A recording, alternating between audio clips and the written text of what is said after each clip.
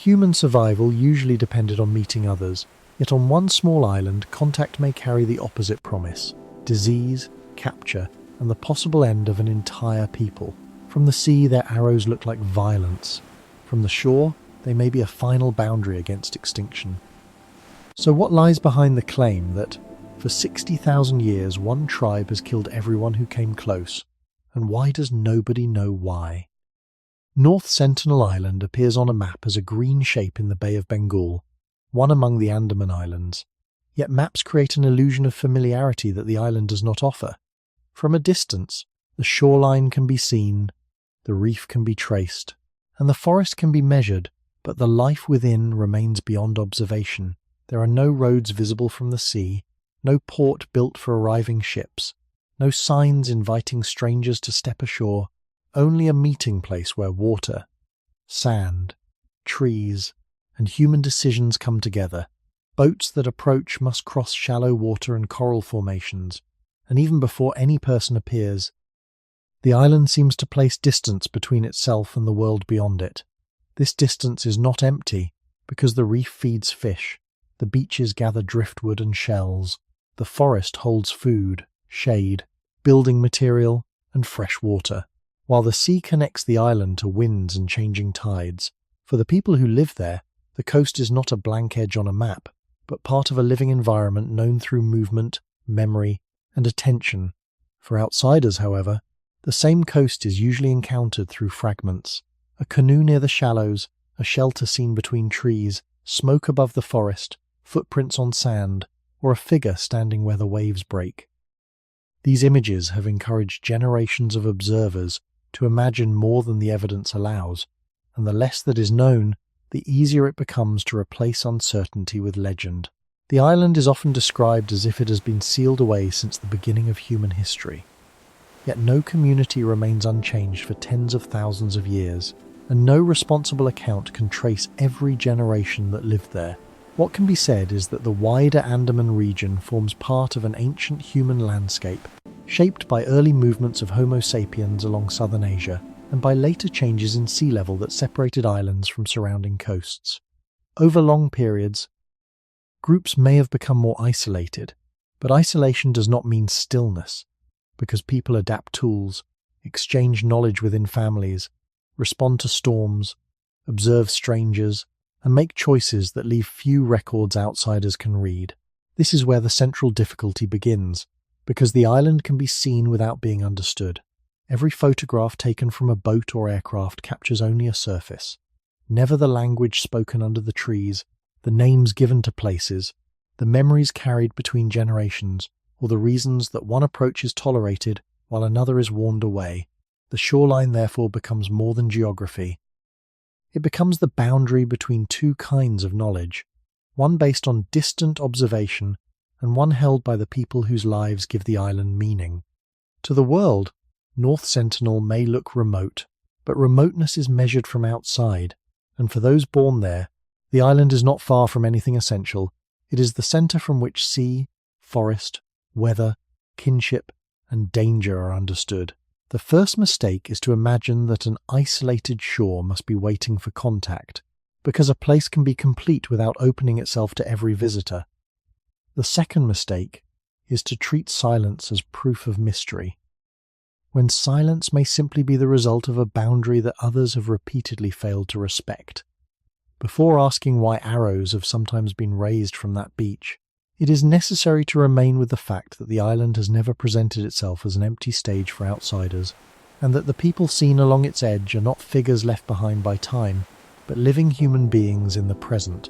From the water, we see a shore, yet from the shore, those approaching boats may represent a history of uncertainty, intrusion, and risk. The island is visible, but its meaning remains on the other side of the waves. An arrow rising from the beach seems when seen from a boat, because distance compresses everything into a single image. One person stands on the sand, another approaches across the water, and a weapon is raised between them. Yet the meaning changes depending on which side of the reef holds the observer. To the visitor, the arrow may appear to be an unprovoked threat, an act of hostility from people who refuse the rules of welcome. To the person on shore, The approaching boat may carry strangers, metal, noise, disease, capture, or demands that cannot be understood. The arrow does not need to express hatred. It may be the clearest message available when no shared language exists, and when earlier encounters have given little reason for trust. Human beings have always used boundaries. Long before laws, fences, passports, or warning signs, groups marked the limits of safe territory through distance, gesture, sound, and force. The people of North Sentinel are not outside this human pattern. What is unusual is that the modern world has surrounded them with ships, aircraft, cameras, and stories, while they still control the distance between open sea and inhabited land. That distance makes their resistance visible, but visibility can distort judgment. A gun on a patrol vessel is often described as security. A bow on a beach is often described as savagery. The difference lies less in the object than in who has the power to explain it. This imbalance reaches back to the earliest movements of our species, when small communities depended on recognizing who belonged, who might share food, and who might compete for water, shelter, or mates. Cooperation helped humans survive, but caution also survived because meeting strangers has never been entirely safe. On an island with a small population, the cost of misjudging one arrival may be greater than in a city of millions. One infection, one abduction, or one violent landing could affect many families at once. None of this proves what any Sentinelese person thinks when a vessel appears, and it would be false to place a single motive inside minds we cannot question. It does show why the language of simple aggression is too narrow. Their warnings may arise from several conditions at the same time: protection of land, fear of illness, memory carried through generations, observation of fishing boats, or the fact that strangers keep entering a place where they have not been invited.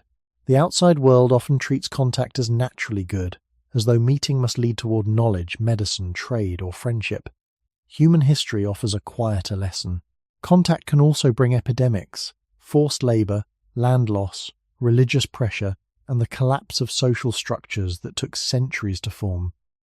Across many islands and continents, communities first encountered outsiders not as neutral guests but as people backed by governments and weapons.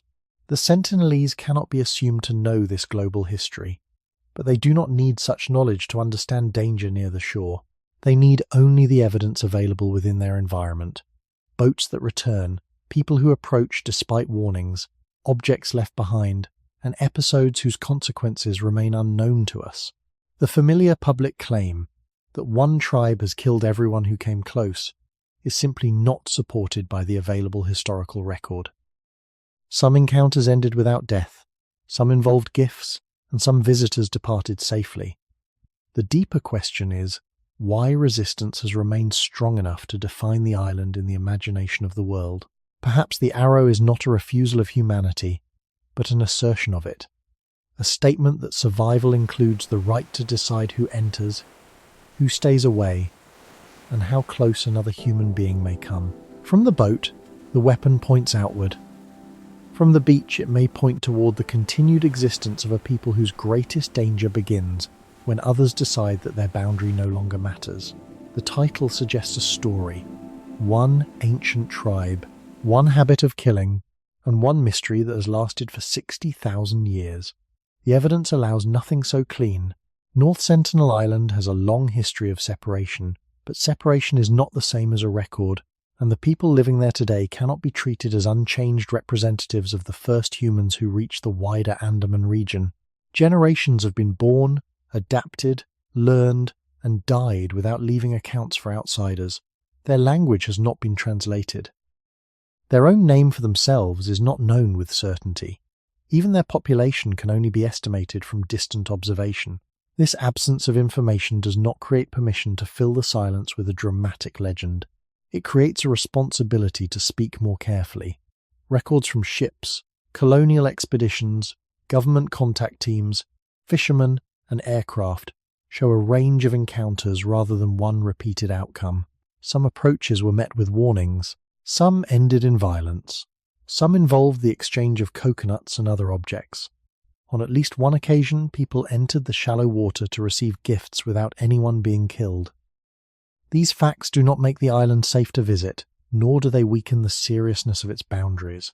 They show only that the phrase killed everyone who came close turns a complicated history into an absolute claim that the available evidence cannot support. The number 60,000 carries a similar danger. Human ancestors may have reached the Andaman region very early in the wider movement of our species across southern Asia, but no evidence can follow one named community through every century from that distant past to the present. Cultures change even when outsiders do not witness the change. Storms alter coastlines, resources shift, families separate and reunite. Knowledge is forgotten, refined, or replaced. Children grow into adults who inherit customs but also respond to new conditions. A people may remain rooted in one place while still passing through countless social and biological changes. Calling them unchanged makes their survival sound impressive, yet it removes their living history and turns them into a museum image. The central question must therefore be rebuilt. It is not whether a frozen tribe has repeated the same violence since prehistory. It is why a community continues to defend distance in a world that has become capable of reaching almost every shore. That question cannot be answered by one arrow, one death, or one photograph. It lies between the geography of the reef, the biology of disease, the memory of unwanted contact, the protection of food and territory, and experiences that remain inaccessible to everyone outside the island.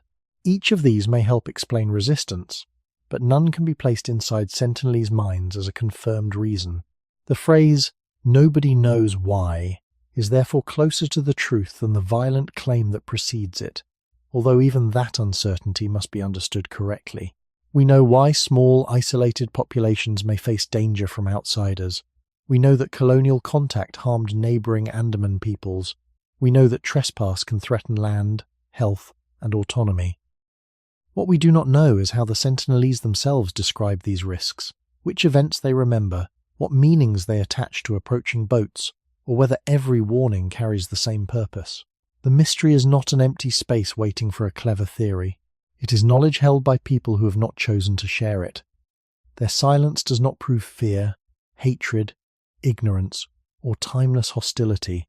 It proves only that the outside world has reached the limit of what can be learned without crossing a boundary. Before following the island deeper into geography and ancient human movement, we must leave the first question open. When the people on the shore raise a bow, are we witnessing aggression, memory, survival, or a meaning that history has made us unable to recognize? Long before any warning was raised from the beach, North Sentinel Island was difficult to approach. A coral reef surrounds the coast, creating a shallow zone where waves break before reaching the sand. Larger vessels cannot move straight toward the trees. They must remain beyond the reef or search for narrow passages where depth changes with tides, weather, and shifting sediment. Small boats can cross this water, but they do so slowly, exposed to currents and to anyone watching from shore. The island therefore possesses a natural boundary that does not depend on walls. Sea, coral, and distance perform that work together. From outside, this boundary may look like isolation. From within, it is part of the shape of home. The reef is not only an obstacle, it is also a source of food. Fish gather around coral structures, shellfish can be collected in shallow water, and tidal zones offer resources that can be reached without long voyages into open sea. Narrow canoes observed near the island appear suited to movement inside protected waters rather than travel across great distances. This suggests close knowledge of local currents, reefs, and seasonal conditions, although outsiders cannot know how such knowledge is taught or named. The same landscape that slows strangers may support the daily life of those already familiar with it. Beyond the beach, dense tropical forest covers most of the island. The canopy makes distant observation difficult and hides much of what occurs inland. From boats or aircraft, outsiders may see openings, smoke, shelters, or human figures, but the forest quickly closes around them. It provides shade, wood, fibers, edible plants, and habitats for animals. Yet the balance of these resources is not known from direct study. Rainfall is abundant across the Andaman region during monsoon seasons, but heavy rain also changes movement, visibility, and the condition of the coast. Storms can reshape beaches, damage trees, and move debris across the reef.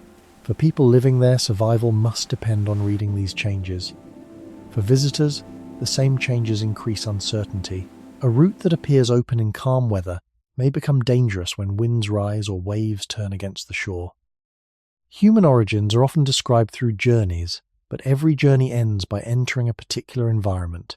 Early populations who reached islands in this region did not survive through distance alone.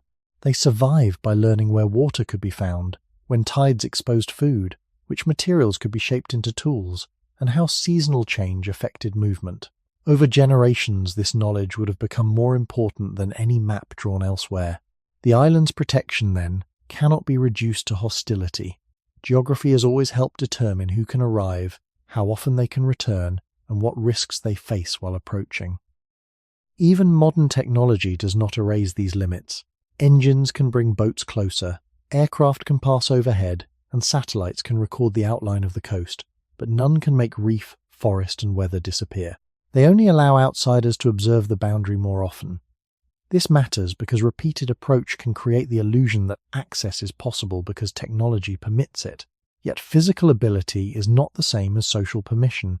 A vessel may cross shallow water, but that does not mean the people on shore have accepted its presence.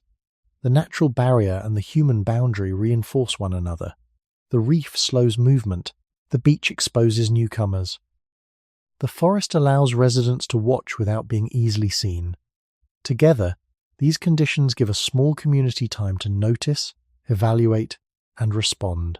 The island is not sealed by one force. It is held apart by layers.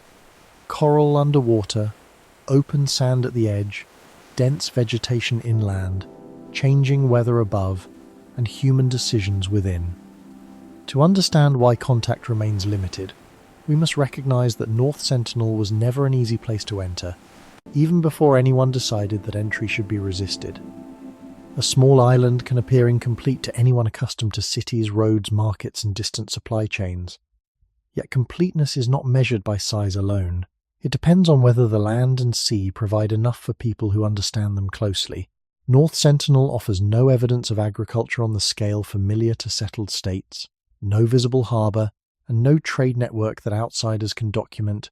But the absence of those systems does not mean an absence of order. The surrounding reef can supply fish, shellfish, and other coastal foods. The beaches can provide materials carried by tides, and the forest can offer wood, fibres, edible plants, and animals. While seasonal rain may replenish sources of fresh water that cannot be studied directly without entering the island, every one of these resources changes across the year. So survival would depend not merely on finding food, but on knowing when and where it becomes available. Such knowledge is rarely written down in small communities, yet it can be preserved through observation, repeated practice, and teaching between generations. A child who learns the shape of a current, the sound of approaching weather, or the place where certain plants grow is receiving a map that exists in memory rather than on paper. From outside, the island seems limited because its boundaries are visible, but from within, those boundaries may contain many distinct places, each connected to a particular task, season, or danger. A reef that looks uniform from a boat may hold channels, shallow pools, fishing grounds, and routes recognized only by those who move through them often. A forest that appears as one wall of green may contain paths, water, shelter, useful trees, and areas avoided for reasons outsiders cannot know. This difference matters because human origins were shaped not by living everywhere at once, but by learning particular landscapes deeply. Early Homo sapiens survived across changing coasts, grasslands, forests, and islands by turning local knowledge into shared behavior. And a small territory could support life when people understood its rhythms better than any visitor ever could. The Sentinelese should not therefore be imagined as prisoners of a tiny place, nor should the island be romanticized as an untouched paradise. Storms can damage food sources, injuries can become serious, resources can fail, and a small population can face pressures that distant observers never see. The point is simpler and more cautious. The island appears capable of sustaining a community that has continued to live there without regular dependence on outside society. This relative independence changes the meaning of contact. Because strangers do not necessarily arrive with something essential, they may bring objects that can be used, such as metal recovered from wreckage or debris, but useful material does not require accepting the people who carried it. Communities throughout human history have adopted tools selectively while resisting control, settlement, or intrusion. Receiving an object is not the same as requesting a relationship. This distinction is often lost when outsiders assume that trade, medicine, religion, or technology must naturally be welcomed. To a society whose daily life is organized around resources already known, an approaching vessel may introduce more uncertainty than benefit. It may disturb fishing areas, damage the reef, remove food, leave waste, or carry illness, even when those aboard believe their intentions are generous.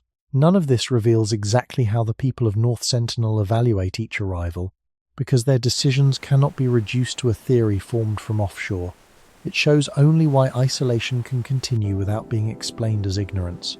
A world may be geographically small and still contain enough knowledge, labour, memory, and meaning to resist absorption into a larger one. When outsiders look toward the trees and see what is missing, they may fail to notice that the people on the island are measuring the same encounter by what could be lost through one unwanted opening from outside. Isolation is often imagined as absence. No visitors, no roads, no trade, no written record. Yet a place without regular outside contact is not empty. It is filled with repeated decisions about food, shelter, movement, family, danger, and the changing conditions of land and sea.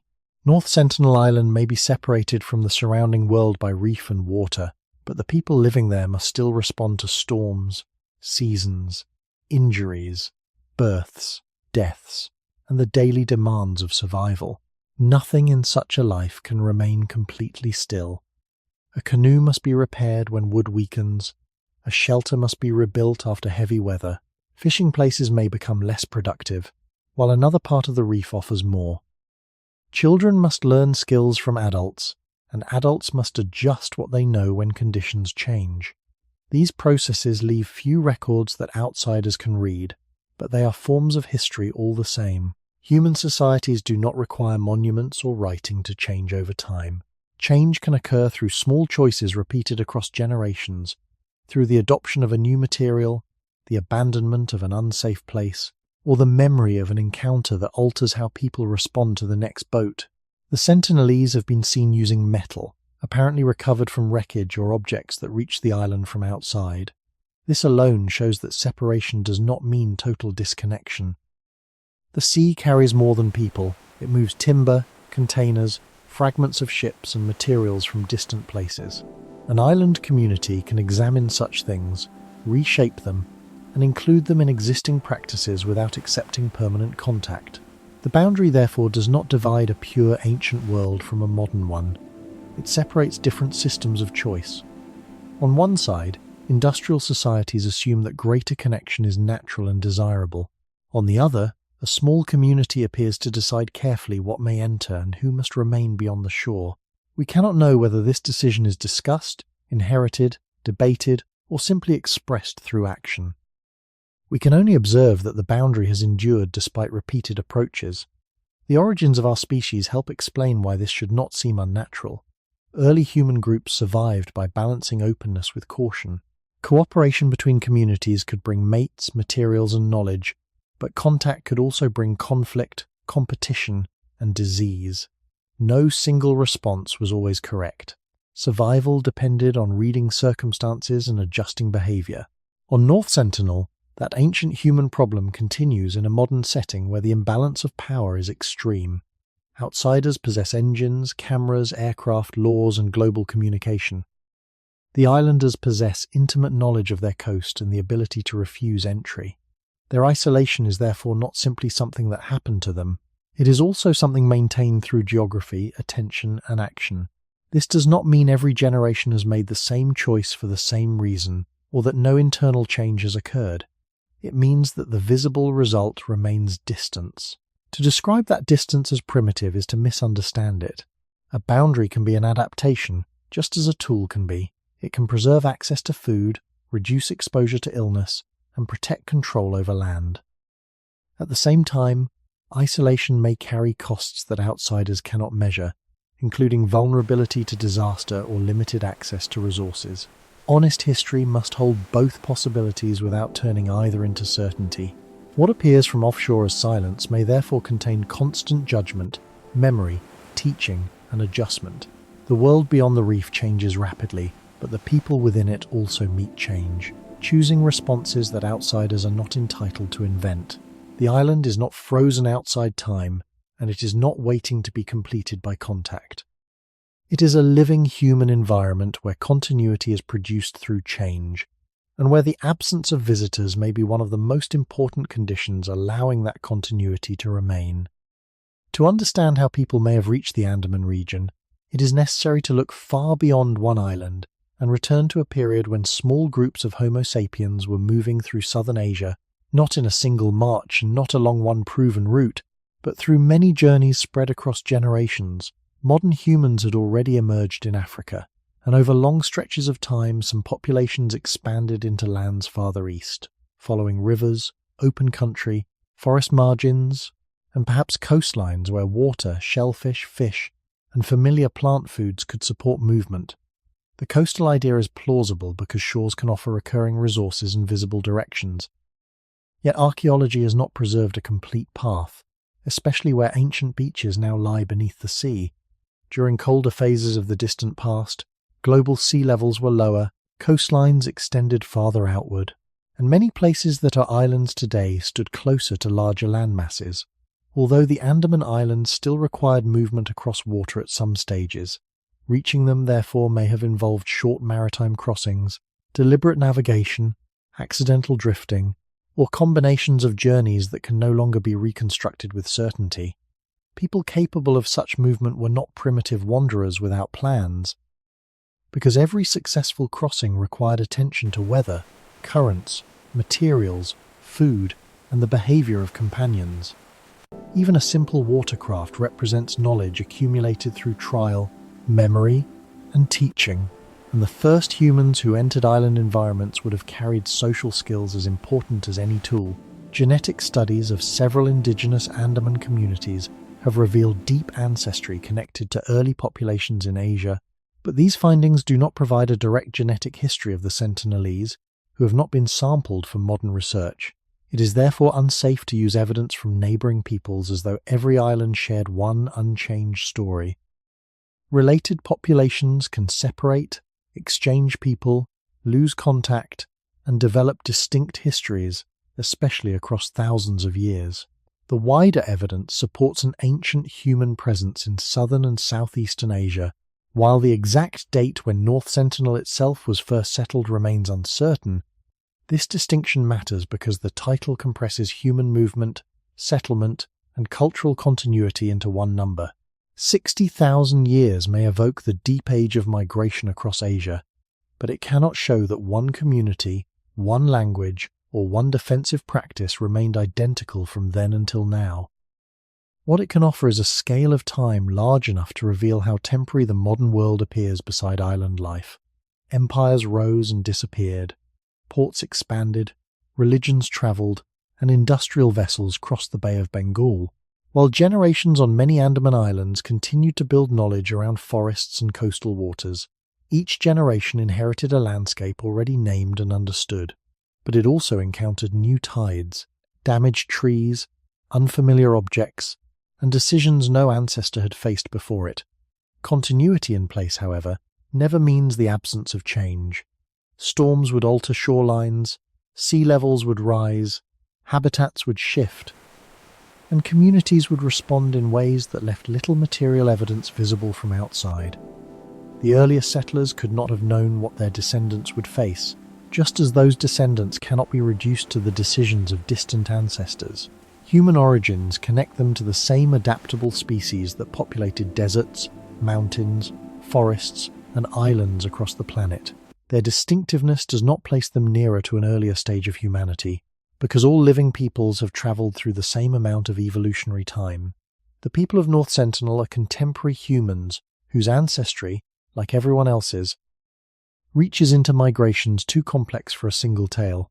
The most honest beginning is therefore not a claim that one tribe has guarded one beach for 60,000 years, but a quieter possibility that ancient human movement brought populations into this island world after which geography, generations, and choices created histories that the sea has largely kept beyond our reach.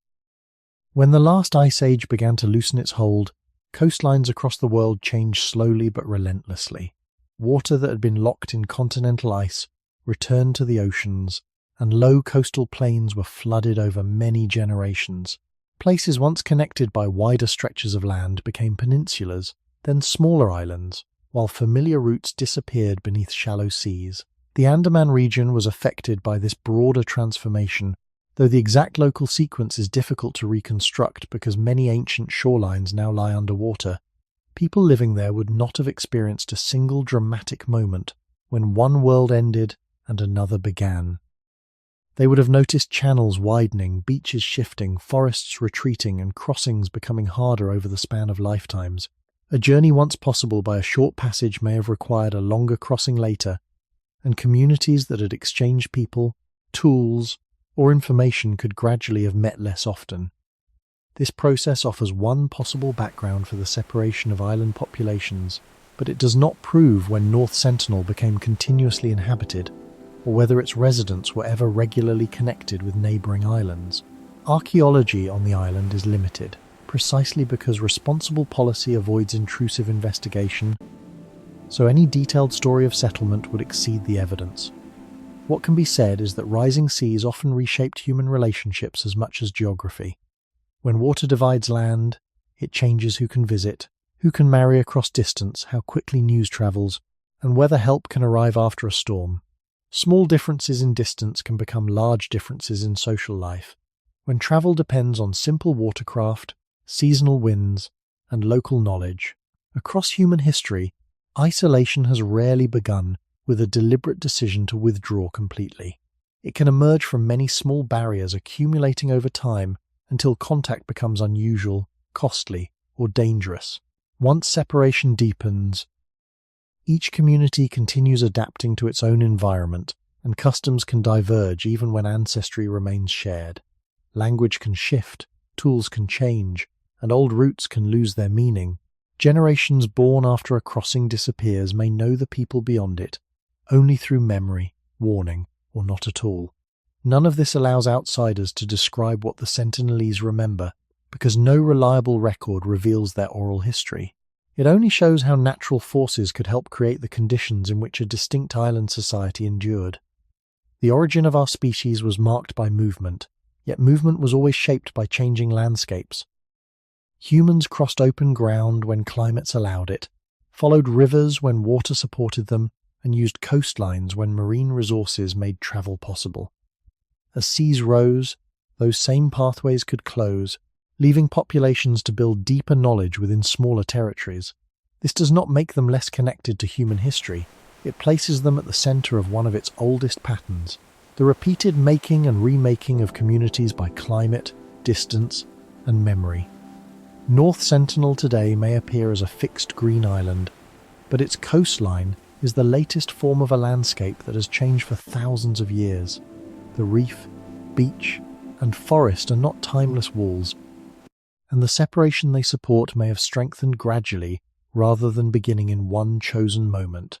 By the time ships from expanding states entered the Bay of Bengal, the island may already have possessed generations of local knowledge formed under conditions outsiders barely understood. In such conditions, even rare encounters could carry unusual weight, because a single boat might represent the first unfamiliar presence witnessed there by an entire generation.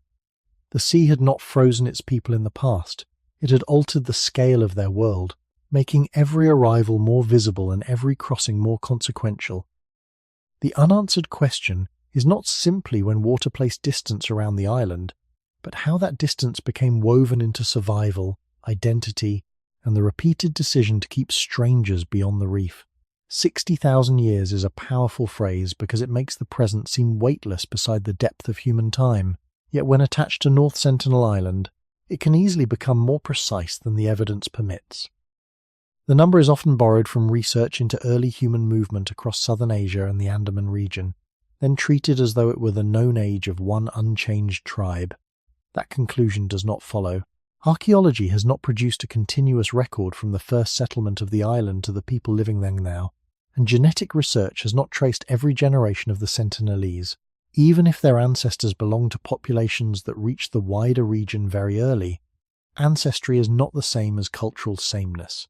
A community can remain in one area while its language shifts, families divide, tools change, customs adapt, and memories are reshaped by new events. Every living population has passed through the same amount of evolutionary time. No people alive today are closer to the beginning of humanity than anyone else.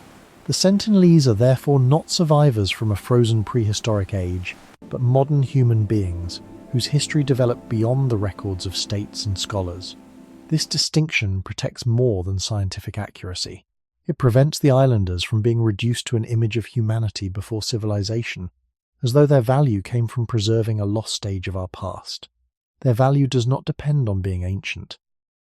It comes from being people with lives, relationships, knowledge, and the right to continue without being turned into evidence for someone else's theory. The claim of 60,000 years also creates a second illusion, that resistance to outsiders must be equally ancient. There is no basis for saying that bows have been raised at approaching boats for the entire span of settlement. The boats themselves changed, as did the people arriving in them. Early encounters, if they occurred, would not have involved colonial officers, commercial vessels, aircraft, cameras, or missionaries. A response observed in recent centuries cannot simply be projected backward across thousands of generations. Defensive behavior may have developed, intensified, weakened, or taken different forms as circumstances changed. The island's geography offered continuity, but continuity of place does not prove continuity of motive. Human origins remind us that flexibility, not repetition, allowed small populations to survive. People adjusted to climate, food, neighboring groups, injury, and loss. A community that failed to adapt would not remain identical. It might not remain at all. North Sentinel's long occupation, if evidence supports it, would therefore suggest repeated adaptation rather than unbroken stillness. The most honest use of deep time is to widen the question, not close it.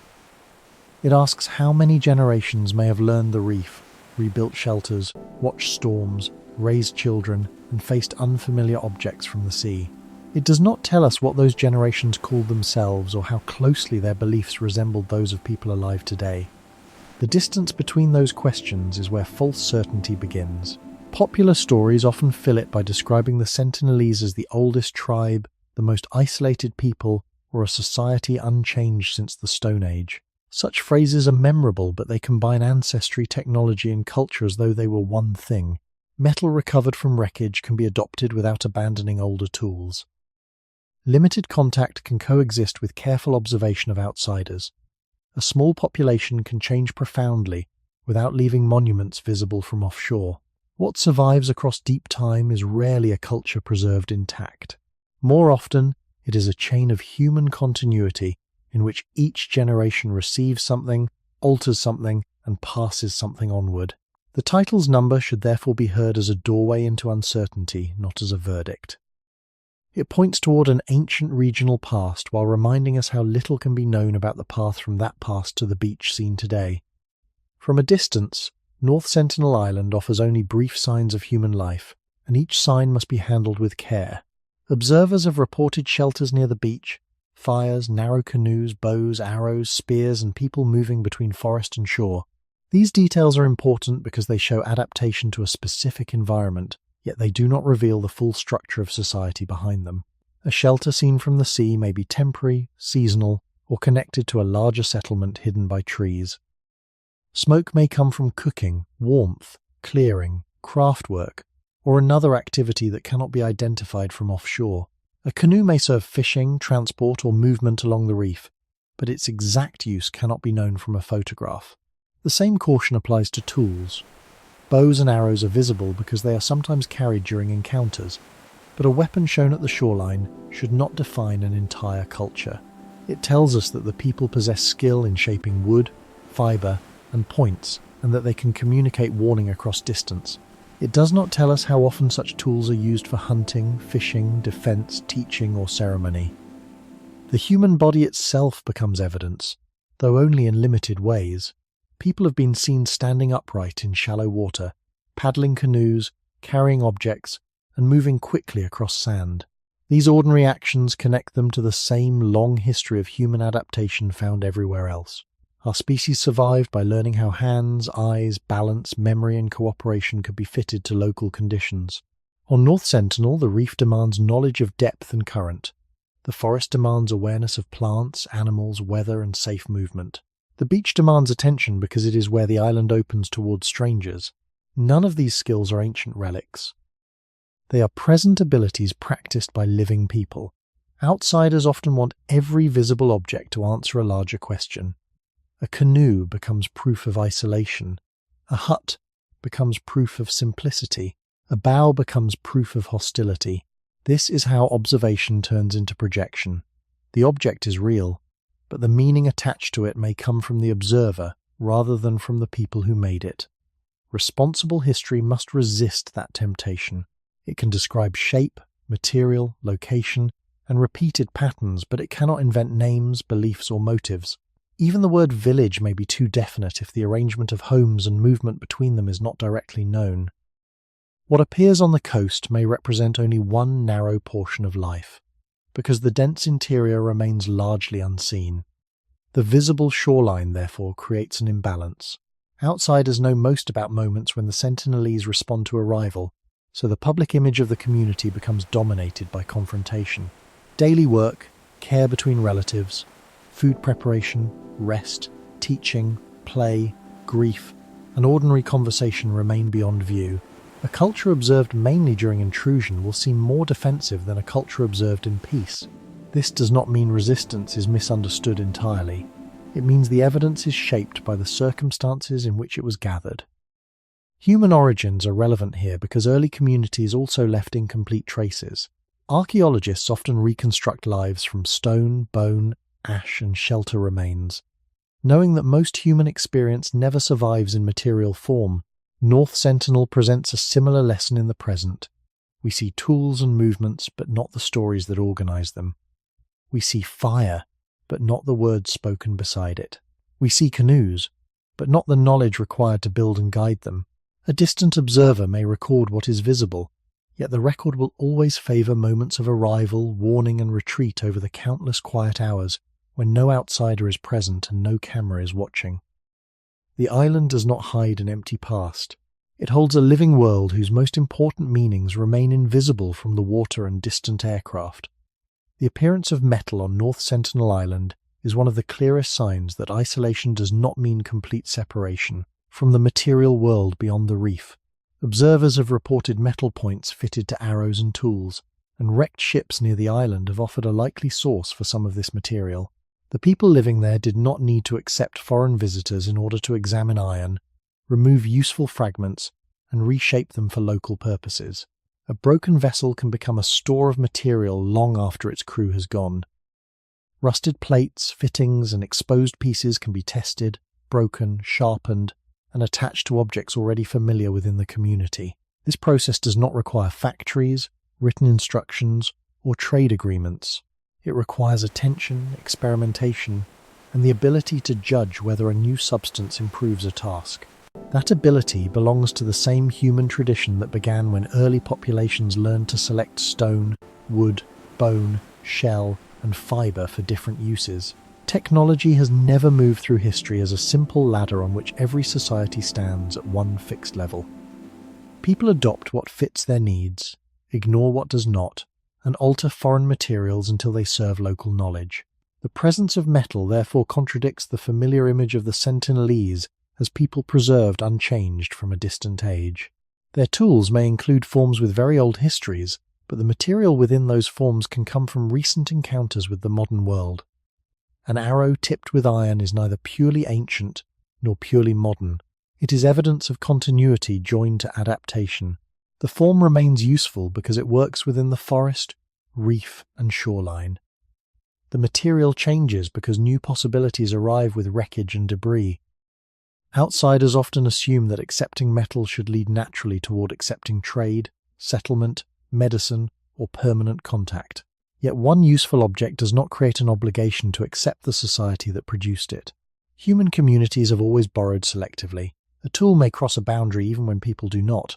The Sentinelese may recover material from the sea while refusing those who arrive deliberately, and there is no contradiction in that choice. The sea itself becomes a filter, delivering objects without requiring trust in their owners. Even then, caution is necessary. We do not know how metal is distributed, who works it, how techniques are taught, or what meanings may surround particular tools. Distant observation reveals only that some objects have been adapted. It does not reveal the social knowledge behind them. The broader history of human origins helps place this in perspective. Our species spread because people could combine inherited skills with unfamiliar opportunities. A new stone source, a different plant fiber, or a piece of metal could alter work without erasing identity. Adaptation was rarely a total surrender of one way of life to another. It was often quiet, practical, and selective. North Sentinel appears to continue that pattern under unusual conditions. The island receives fragments of a global industrial system, yet those fragments are removed from their original purpose and absorbed into a local one. A ship built for commerce can become a source of arrow points. Material intended for distant ports can end its journey in a tool used near a reef. This transformation reminds us that modernity does not flow in only one direction. Objects can be taken apart, reinterpreted, and made to serve people who never asked to join the world that produced them. Distance from outsiders has not removed invention. It has made each visible adaptation more revealing because so little else is known. The metal found on the island does not prove openness, dependence, or cultural change on any known scale. It proves something more modest and more important. The people there observe, evaluate, and choose, just as human beings have done since the earliest tools were shaped by hand. The greatest fact about North Sentinel Island is not what outsiders know, but how much remains beyond reliable knowledge. No census has counted every person. No linguist has recorded a full conversation. No researcher has mapped family relationships, ceremonies, childhood, leadership, grief, or the ordinary ways people divide work. Estimates of population come from brief sightings, photographs, and occasional observations from boats or aircraft, and these methods can miss people hidden by forest, weather, distance, or choice. Even a careful count on one day would not reveal births, deaths, movement inland, or changes across seasons. The uncertainty is not a failure waiting to be corrected by intrusion. It is the direct result of respecting a community that has not consented to close study. Language presents an even deeper limit. Outsiders do not know with confidence what the Sentinelese call themselves, how their speech relates to neighbouring Andaman languages, or whether people from nearby islands could understand them. A few shouted sounds heard across water cannot establish grammar, vocabulary, or meaning. Gesture may communicate warning, acceptance, or refusal in a moment, but it cannot open the inner structure of a language. Without shared words, observers cannot ask how the island is divided, how memory is preserved, or why one boat is approached while another is driven away. This silence tempts the imagination. Where evidence ends, stories begin to grow. Some portray a rigid warrior society. Others imagine an innocent people untouched by conflict. Both images are inventions because both claim access to lives that have not been described by those living them. Human history repeatedly shows how quickly outsiders turn limited observation into complete identities. A tool becomes a level of civilization. A shelter becomes a measure of intelligence. A defensive act becomes a permanent character. These conclusions say more about the observer's categories than about the people being observed. The same caution applies to social structure. A small population may contain several households, age groups, skills, disagreements, and patterns of authority, but none can be reconstructed from figures standing on a beach. The person carrying a bow may not represent everyone. A calm encounter may not signal a lasting change. A hostile response may reflect a particular circumstance rather than a fixed law. We cannot assume unity of opinion, because every human community contains differences, even when outsiders see only one collective face. The origins of our species make this limitation familiar. Most early human life left no written testimony, and archaeology preserves only fragments: stone, bone, ash, footprints, and altered landscapes. From these traces, careful researchers build possibilities while distinguishing evidence from speculation. North Sentinel demands the same discipline in the present. The island offers visible traces, but not permission to convert them into certainty. What is unknown includes the most human parts of existence: affection, conflict, humour, fear, memory, teaching, loss, and expectation. These cannot be photographed from the sea. They occur beyond the moment when strangers arrive, in the long intervals when the beach is quiet and the world outside is absent. The mystery surrounding the Sentinelese is therefore not proof that they are unknowable or fundamentally different. It is proof that knowledge depends on relationship, language, consent, and time. Without those conditions, observation remains thin. The responsible response is not to force the missing information into view, but to recognize the boundary between what evidence supports and what curiosity merely desires. Respecting that limit protects scientific honesty as well as human dignity, because uncertainty is safer than a fiction that may define people for millions who will never see the island or question its authority. We can describe the island's coast, tools, shelters, and recorded encounters. We cannot write the private history of its people. That limit does not weaken the story. It reveals its central truth.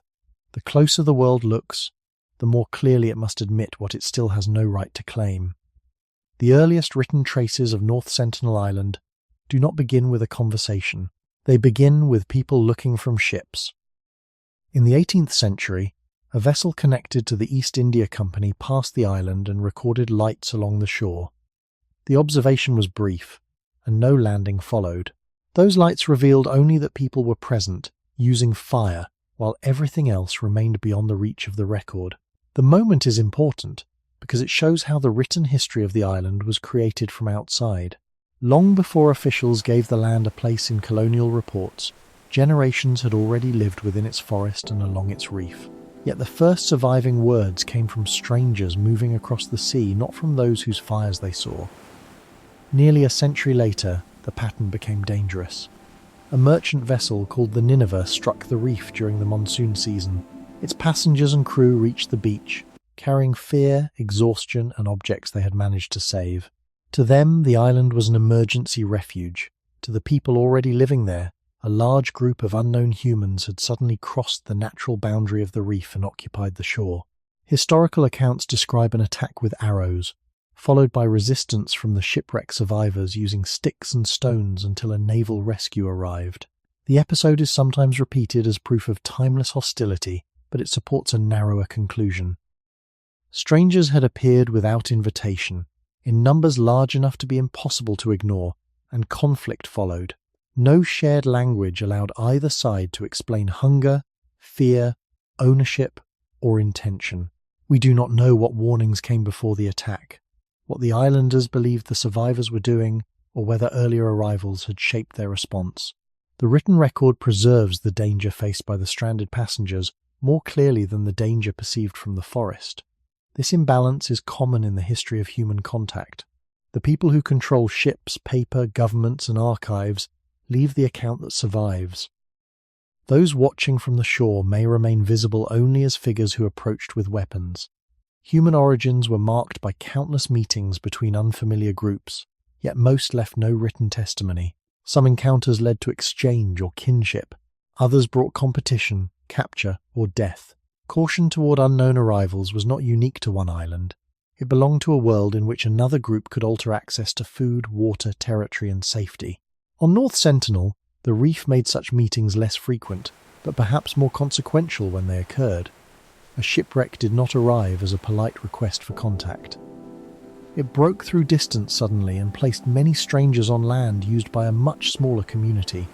Later vessels would approach for surveying, administration, research, salvage, and curiosity. Their crews often described the island as remote, unexplored, or unknown, even though it was neither unknown nor unexplored to its inhabitants. The language of discovery quietly erased the knowledge already present. A beach became available because a map showed no port. A forest became mysterious because outsiders could not enter it. A people became hostile because they refused the role of welcoming those who had named their home without consent. None of this means every visitor intended harm, or that every Sentinelese response was identical. It means the early record was built through encounters already unequal before a weapon was raised. One side arrived with the ability to leave, report, and return with greater force. The other could protect only the island itself. The lights seen offshore and the survivors gathered after the wreck belong to the same history. Outsiders repeatedly appeared at the edge of a community whose permission was rarely considered. Before colonial expeditions began entering the forest deliberately, the sea had already taught both sides that an arrival could become a crisis before anyone understood what the other wanted. Colonial curiosity did not arrive at North Sentinel Island as a neutral desire to understand. It came with ships, armed escorts, prisoners used as labour, maps produced for administration, and a government that assumed the right to enter places whose inhabitants had never granted permission. In the late 19th century, Maurice Vidal Portman, a British officer responsible for indigenous peoples in the Andaman Islands, led an expedition to North Sentinel with Europeans, convict orderlies, and Andamanese trackers. The islanders withdrew into the forest, avoiding the approaching group. Instead of treating their disappearance as a refusal, the expedition searched paths and abandoned dwellings, moving inland as though the absence of visible resistance made the island available. After days of searching, Portman's party encountered an older man, an older woman, and 4 children who had not escaped. They were taken away from the island and transported to Port Blair. Colonial accounts presented such seizures as methods of making contact, studying unfamiliar peoples, or displaying the supposed advantages of British civilization. The language softened the reality. The captives had not volunteered to travel, and the power to decide when they would return did not belong to them. The 2 adults soon became ill and died. The children also showed signs of sickness and were returned to North Sentinel with gifts.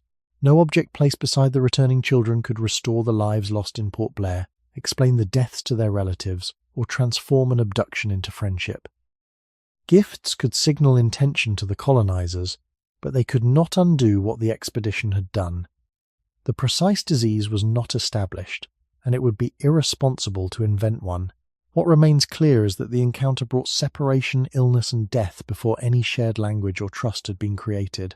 The children carried back objects, but outsiders cannot know what else they carried, whether infection, fear, grief, or memories that later shape behavior. It is tempting to claim that this event explains every hostile response observed afterward. That would go beyond the evidence. No testimony from the Sentinelese connects the expedition to later warnings, and no reliable record shows how the incident was remembered across generations. Yet the event belongs to the real historical background of contact. It demonstrates that outsiders once entered the island, pursued people who fled, removed those least able to escape, and returned only the survivors. From the colonial viewpoint, this could be recorded as an experiment that failed.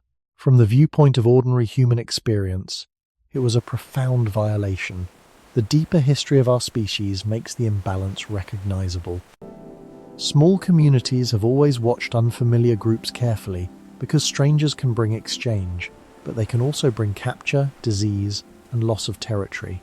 Under colonial rule, those risks were intensified by institutions capable of returning repeatedly and calling intrusion research. Portman's expeditions were shaped by a wider system that classified indigenous peoples, photographed bodies, collected objects, and arranged cultures along an imagined scale from primitive to civilized. Such categories turned living societies into specimens.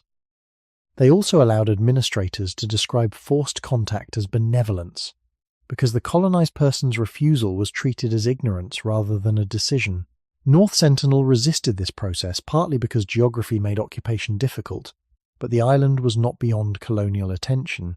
It had already been named, surveyed, entered, and discussed by officials who possessed far greater power than the people they sought to observe. That history changes the meaning of later encounters.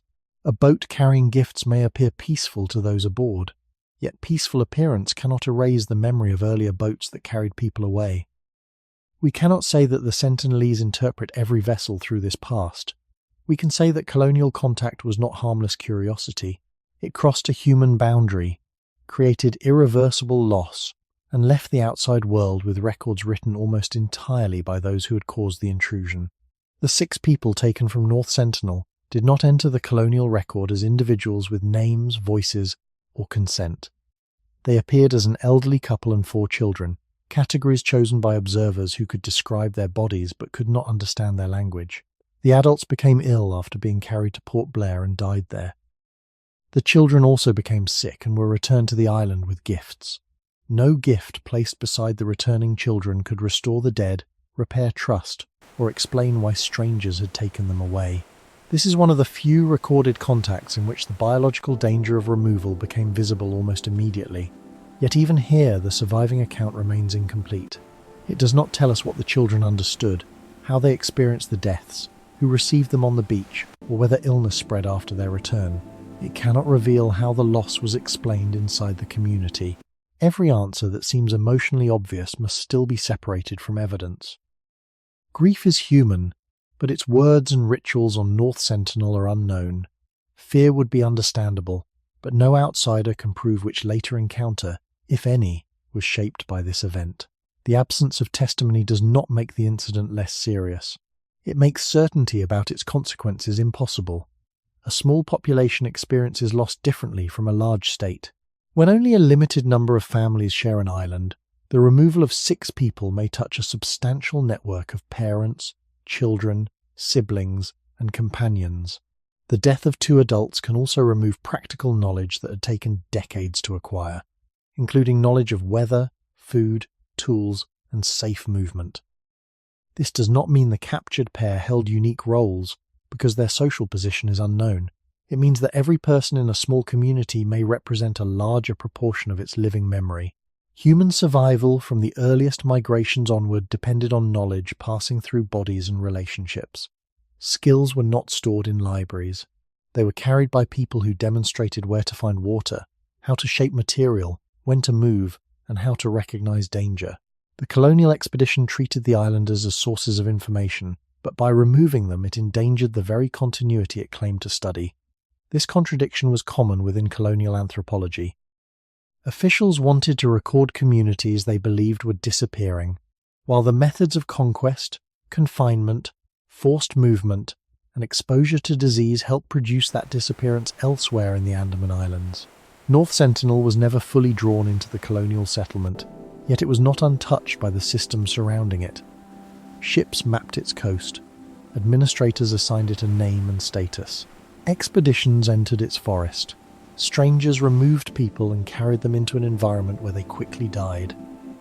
The island's later resistance cannot be reduced to this single episode, but the episode prevents us from describing contact as an innocent offer repeatedly rejected without reason. The outside world had already demonstrated that approach could lead to capture, and that departure might not lead to return.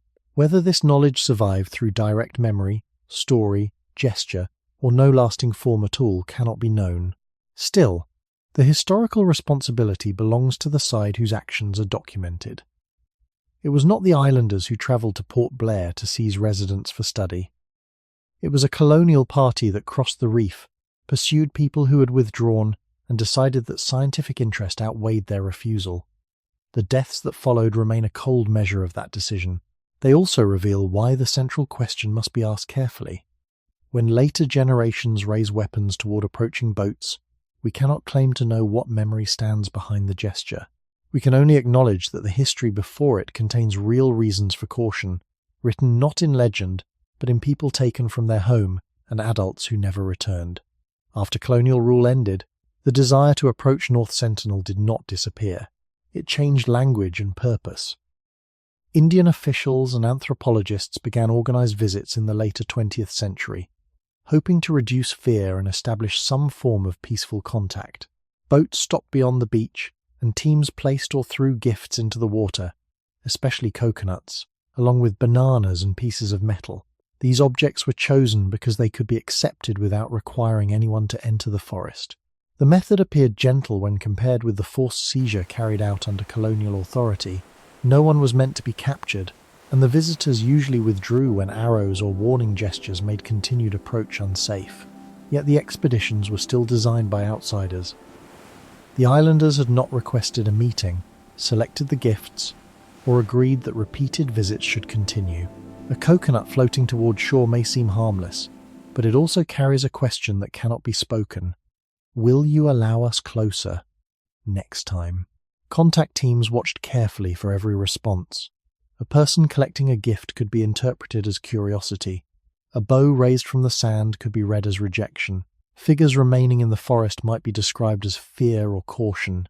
None of these meanings could be confirmed, because there was no shared language and no lasting relationship through which intentions could be discussed. The same act could therefore be recorded differently by different observers. Accepting food did not necessarily mean accepting contact. Refusing a boat did not necessarily mean hatred of all outsiders. The visits created a narrow exchange in which objects moved more easily than understanding. This reflects an ancient pattern in human origins. Long before states and written treaties, unfamiliar communities could test one another through distance, gesture, food, and material gifts. Exchange sometimes opened a path toward cooperation, but it could also remain limited, allowing people to obtain useful things while protecting territory and social independence. The difference at North Sentinel was the enormous imbalance between the two sides. The teams could return with engines, cameras, supplies, and government support. The islanders could answer only through presence, withdrawal, acceptance, or warning. Repetition gave the visitors more observations, but it did not create equal control over the encounter. Even gifts can produce pressure when they arrive again and again. They may alter expectations, attract people toward a risky shoreline, or encourage outsiders to believe that acceptance of an object grants permission for a closer approach. There is no reliable evidence that the Sentinelese became dependent on these offerings, and such a claim should not be made. What the record shows is a series of cautious exchanges in which coconuts were often taken while intimacy remained absent. Sometimes islanders approached. At other times they displayed weapons or drove the boats away. The changing responses suggest circumstances mattered, although outsiders cannot identify every circumstance. Weather, the number of visitors, the distance of the boat, previous encounters, or the behavior of individuals may all have influenced a moment, but none can be assigned as a confirmed explanation. The gift missions therefore reveal both care and contradiction. They were attempts to avoid the open violence of earlier intrusions, yet they still treated contact as a goal to be achieved. The people on the island were observed for signs of progress, as though continued distance were a problem awaiting solution. A more careful reading sees something else. The exchange of coconuts showed that a boundary could briefly become flexible without disappearing. It allowed an object to cross while leaving the larger relationship undecided. Each boat returned carrying notes, photographs, and questions. What looked from offshore like a beginning may have been, from the beach, only a controlled moment in which strangers were permitted to give something and then expected to leave again without delay. The island remained with the people who had never promised to answer them. The contact missions did not produce one stable pattern, and that may be the most important fact they revealed. On some visits, people on the island remained among the trees, watching without approaching.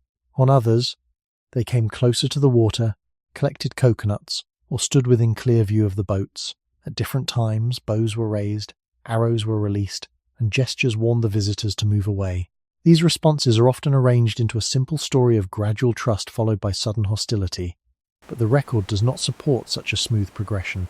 Each encounter took place under different conditions, with different weather, different numbers of visitors, different distances from shore, and perhaps different people deciding how to respond.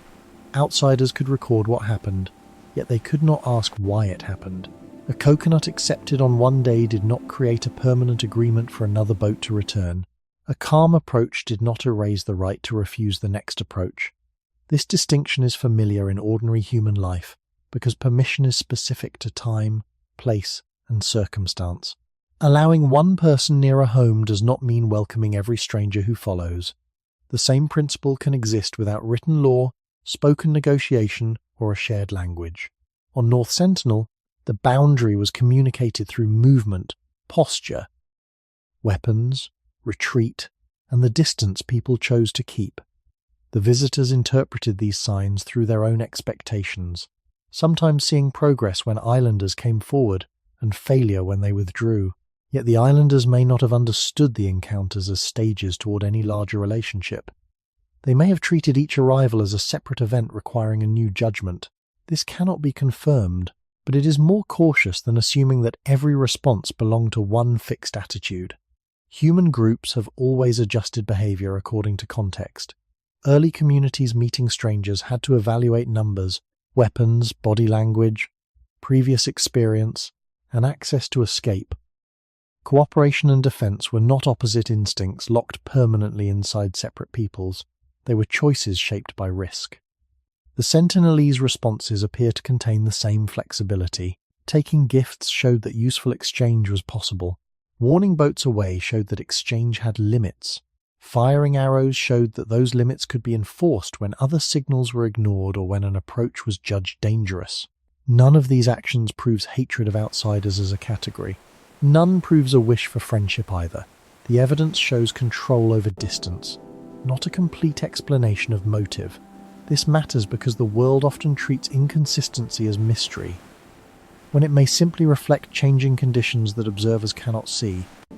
People on the shore could notice details hidden from those aboard, including familiar faces, sounds of engines, the direction of arrival, objects carried, or the behavior of earlier visitors.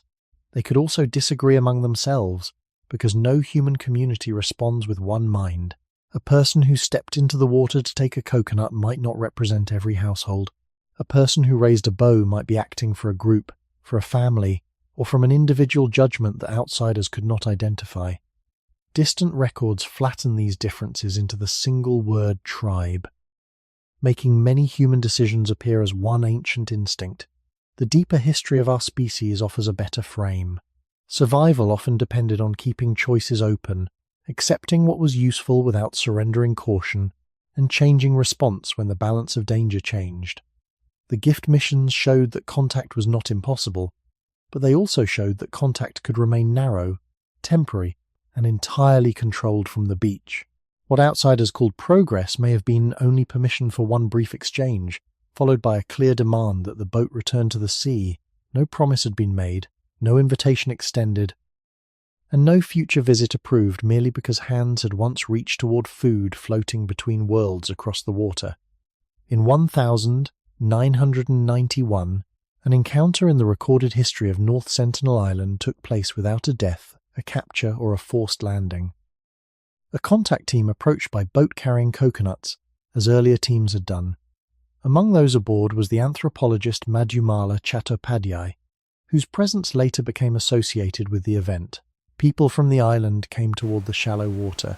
Coconuts were passed or floated across the distance, and the exchange remained calm enough for observers to describe it as a peaceful contact. Photographs from that day have become unusual historical evidence because they show Sentinelese men, women, and children near outsiders without the scene ending in violence. The encounter matters because it directly weakens the absolute claim that everyone who came close was killed. The record is more complicated. Some visitors were warned away, some were attacked, some died after entering the protected territory, and some returned safely. In 1991, people from both sides occupied the same narrow space near the reef, and no one was killed. Yet this moment must not be turned into the opposite myth. It did not prove that the Sentinelese wished to abandon distance, welcome settlement, accept regular visitors, or become part of the outside world. Receiving coconuts was not a treaty. Standing near a boat was not permanent consent. A peaceful exchange could remain what it was, one encounter shaped by one set of conditions. Reports suggest that the mood changed during the visit, and that caution remained visible, reminding the team that calm depended on distance, behavior, and the islanders' continuing control of the shore. The event therefore reveals flexibility rather than surrender. Human survival has always required this ability to adjust. From the earliest movement of Homo sapiens, unfamiliar groups could exchange food or material without merging their territories or trusting one another completely. A meeting might be peaceful today and dangerous later, because the number of strangers, their movements, their weapons, or memories of earlier contact had changed. The people of North Sentinel should not be expected to follow a simple path from fear to friendship merely because outsiders returned with gifts.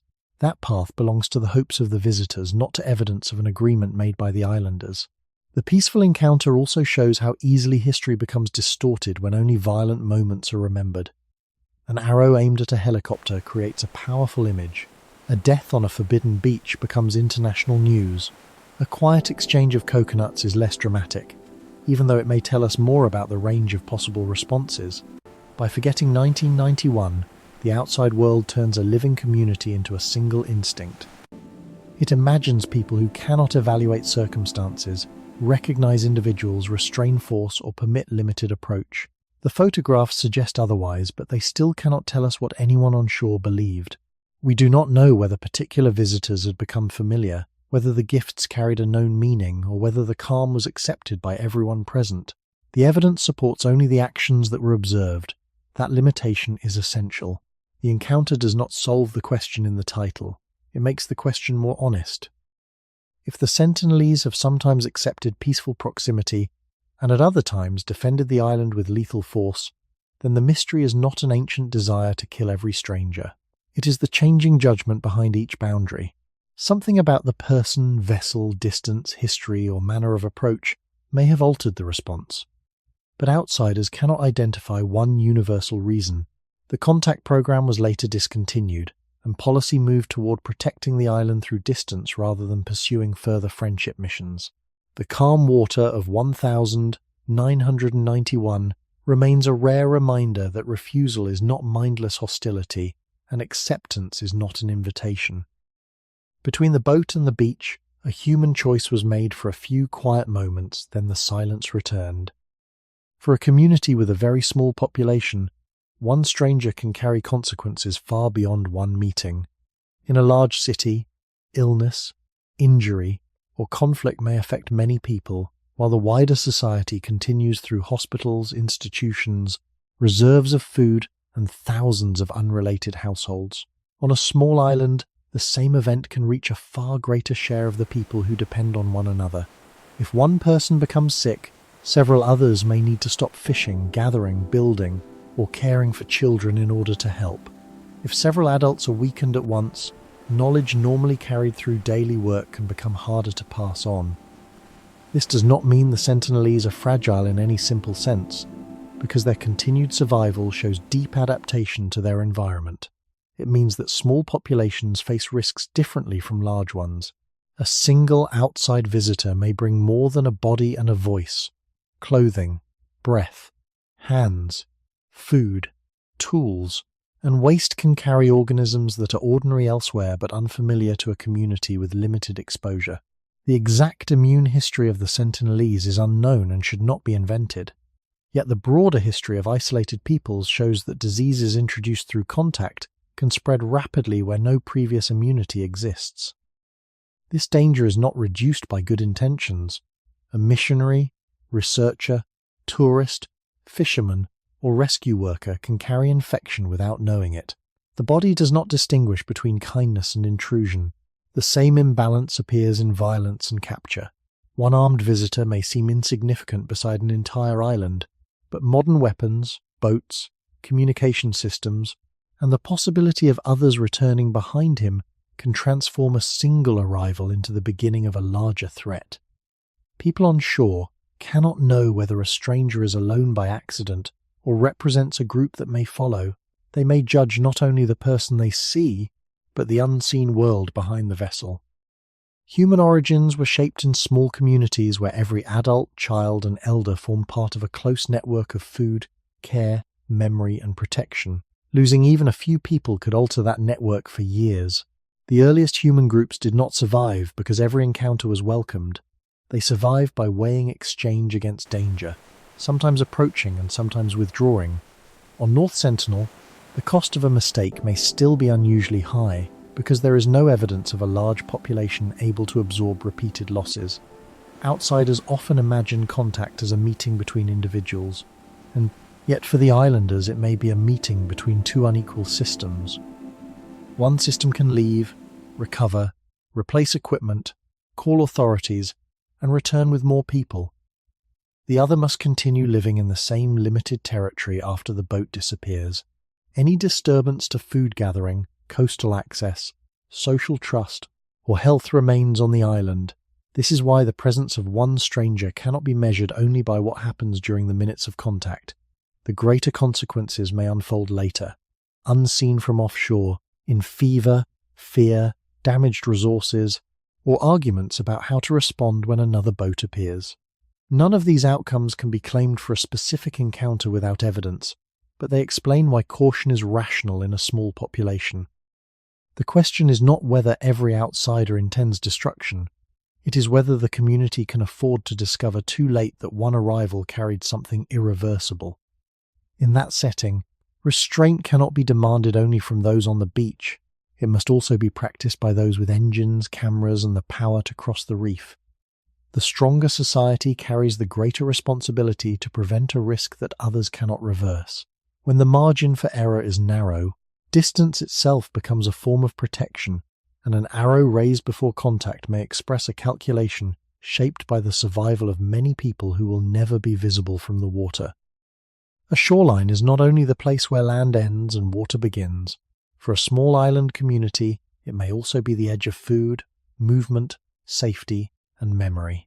The reef around North Sentinel is likely more than a barrier against boats, because it can support fishing, shellfish gathering, canoe travel, and knowledge built through repeated use.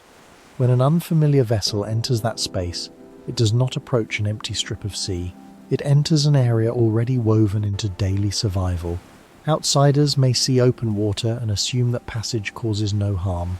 Yet a boat can disturb fishing grounds, damage coral, frighten animals, leave waste, remove useful material, or attract further visitors. Even when none of these effects occurs, the people on shore cannot know that in advance. They must judge the approach before its consequences become clear. Territory in small communities is rarely only property in the modern legal sense. It can be the network of places where food is found, children learn, tools are made, and danger is recognized. Losing control of one beach or one channel may reduce more than space. It may reduce access to resources that support several families. This is why an approaching boat may carry a meaning larger than the number of people aboard. It may represent future fishing, repeated landings, theft, settlement, or the gradual weakening of a boundary. None of these outcomes can be assigned to every encounter, but history across the world shows that intrusion often begins with a presence described as temporary. Traders arrive, then return. Surveyors map, then administrators claim. Visitors collect objects. Then others follow the route they revealed. The Sentinelese do not need knowledge of global colonial history to understand that repeated arrival can change a place. They need only observe that boats come from beyond the horizon, approach despite warnings, and sometimes return after being driven away. The origin of our species was shaped by territories that were never abstract. Early humans depended on waterholes, hunting paths, plant seasons, shelter, and reliable routes through difficult ground. Groups defended some places because survival was concentrated there. Cooperation existed, but so did exclusion when resources were uncertain or strangers appeared in numbers that could not be supported. North Sentinel continues this human problem. In an environment where land is limited and the surrounding world is vastly larger, the islanders may not know who comes to fish illegally, who comes from curiosity, who carries a camera, or who imagines a religious mission. From the beach, these intentions may look alike until the stranger is already too close. A warning must therefore occur before motives can be tested. This does not prove every act of resistance is carefully calculated or shared by everyone. It shows why territorial defense can be rational even when an outsider believes his own purpose is harmless. The meaning of approach also belongs to the person being approached, not only to the person moving forward. Modern societies accept this principle around homes, borders, protected lands, and private bodies, yet often forget it when facing a community they describe as isolated. The reef then becomes treated as an invitation to discovery rather than a boundary already occupied. Food, land, and autonomy cannot be separated on such an island, because each depends on the ability to decide who uses the coast and under what conditions. For a population that appears small, repeated pressure on one coastal area could matter across many seasons. Fishing places may need time to recover, damaged coral may not be easily replaced, and fear of arrival may interrupt ordinary work even when no landing occurs. The cost of intrusion may therefore begin before physical contact and continue long after the vessel has disappeared. When strangers cross that decision without consent, They do more than come near. They test whether the islanders still control the world that makes their life possible. No one outside North Sentinel Island knows the full reason its people continue to resist most approaches, and honesty begins by accepting that limit. Several explanations fit the evidence around them, but none can be placed inside their minds as a confirmed answer. The reef protects fishing grounds and slows unwanted boats. The forest provides cover, food, materials, and distance from the shore. A small population may face severe danger from introduced disease, even when a visitor appears healthy. Recorded history also contains shipwrecks, colonial intrusion, abduction, illness, and later trespass. Each of these conditions gives resistance a rational background, yet background is not testimony. Outsiders do not know which experiences are remembered, how they are described, or whether different families interpret approaching vessels in the same way. It is possible that territorial defense matters greatly. It is possible that memories of earlier contact influence caution. It is possible that unfamiliar engines, clothing, gestures, or objects are judged according to circumstances invisible from the water. Several causes may operate together, or the balance may change from one encounter to another. A peaceful exchange in one year does not cancel a warning in another. A lethal response does not prove permanent hatred. Human behavior is rarely produced by one motive, especially when danger, uncertainty, and unequal power meet at the same shoreline. The deeper origin of our species supports this caution. Early human communities survived by reading incomplete signals. They could not know the intentions of every unfamiliar group before deciding whether to approach, hide, exchange, or defend. Their choices were shaped by previous experience, available resources, the number of strangers, and the possibility of escape. Modern societies still make similar judgments, though laws, uniforms, and institutions often hide the older structure beneath them.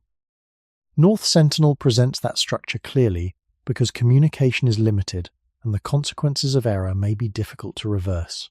The outside world asks why the islanders do not trust strangers, but the question may be reversed. What reliable reason have strangers given them to trust? Ships have arrived without invitation. Officials once removed people from the island. Fishermen have entered protected waters. Visitors have returned after warnings were already known. Cameras and headlines have often turned refusal into spectacle. These facts do not prove what any Sentinelese person believes, but they show why distrust would not require an irrational explanation. Even so, it would be equally false to imagine that every defensive act carries the same historical memory. Communities change. Individuals differ. Young people may respond differently from elders. One group on the beach may not represent everyone beyond the trees. The word tribe compresses these possible differences into a single mind, making uncertainty appear simpler than it is. The most responsible position is therefore not a conclusion about motive. It is recognition of several documented risks surrounding contact and one undocumented perspective at the center. We can describe disease, territorial pressure, colonial harm, small population size, and repeated intrusion. We cannot rank these factors according to the meaning they hold within the island. The reason remains unknown, not because no sensible explanation exists, but because the only people able to explain it have not chosen, or have not been able, to speak across the boundary in words outsiders understand. Their arrows, gestures, withdrawals, and occasional acceptance of gifts communicate decisions about distance. Yet they do not provide a complete philosophy of contact. A boundary can be maintained for practical reasons, moral reasons, inherited reasons, or reasons that no outsider has imagined. The visible action may stay similar while the meaning changes across generations, weather, leadership, loss, and every new arrival from the open sea.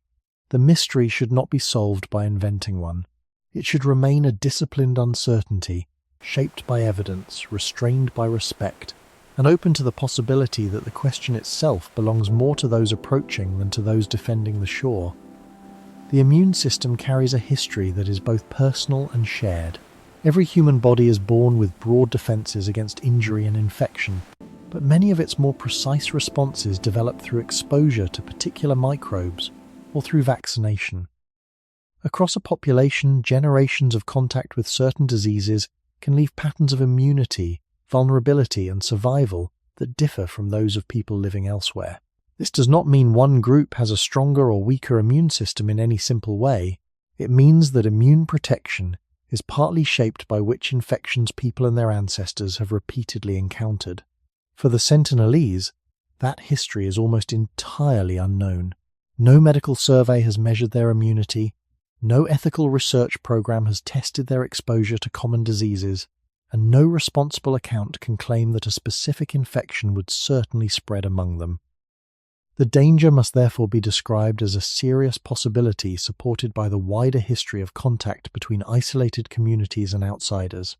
A visitor may feel healthy and still carry a virus or bacterium before symptoms appear. Microbes can travel through breath, saliva, hands, clothing, tools, food, or waste. Once introduced, an infection can move through close relationships before anyone understands what has happened.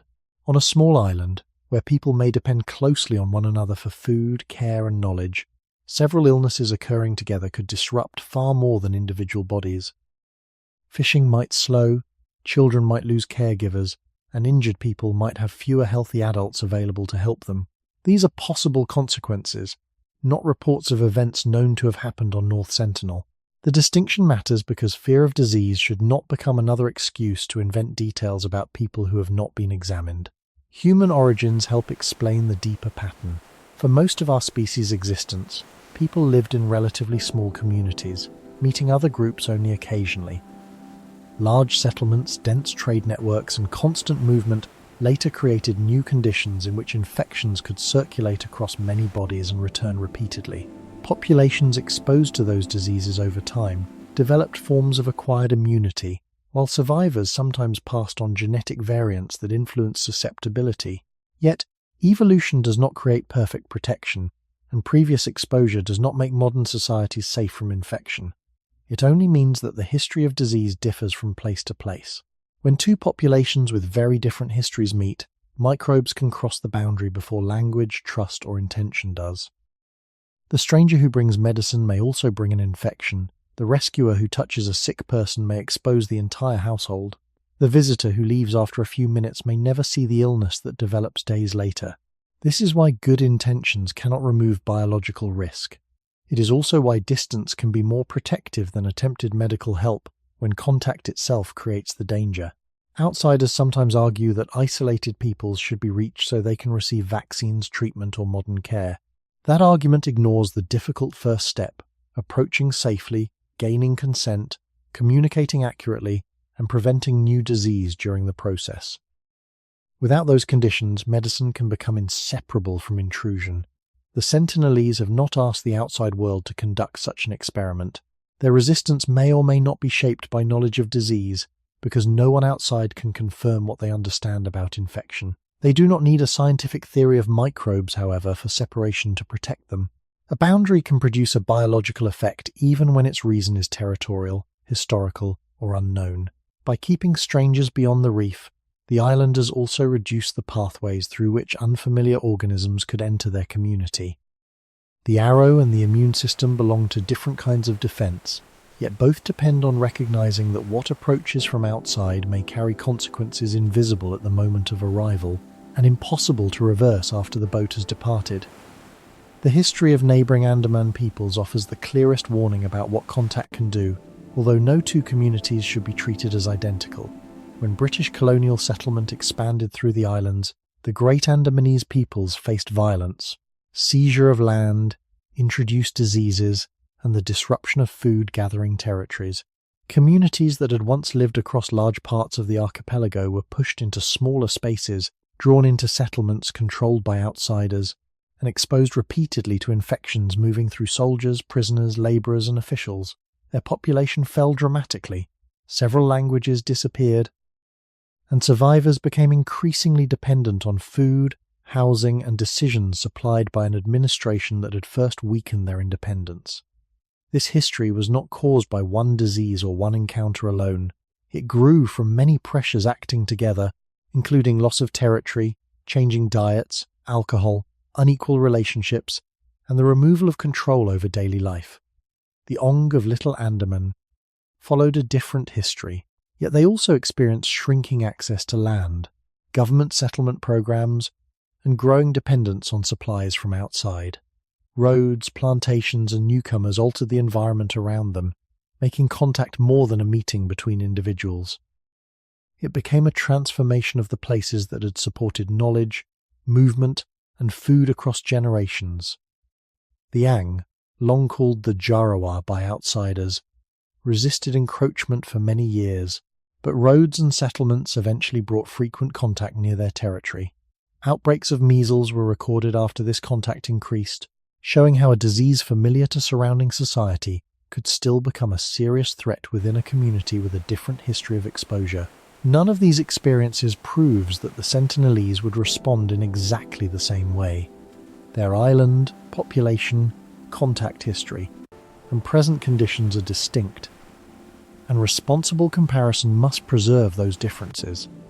The value of the comparison lies not in predicting an identical collapse, but in revealing a repeated imbalance. Outsiders arrive with institutions, markets, police, medicine, transport, and the power to alter land, while a small indigenous community is expected to adapt to changes it did not request. Even assistance can create dependence when access to traditional territory has already been reduced. Food deliveries may answer hunger caused partly by lost resources, and medical treatment may address illnesses introduced through the expanding relationship.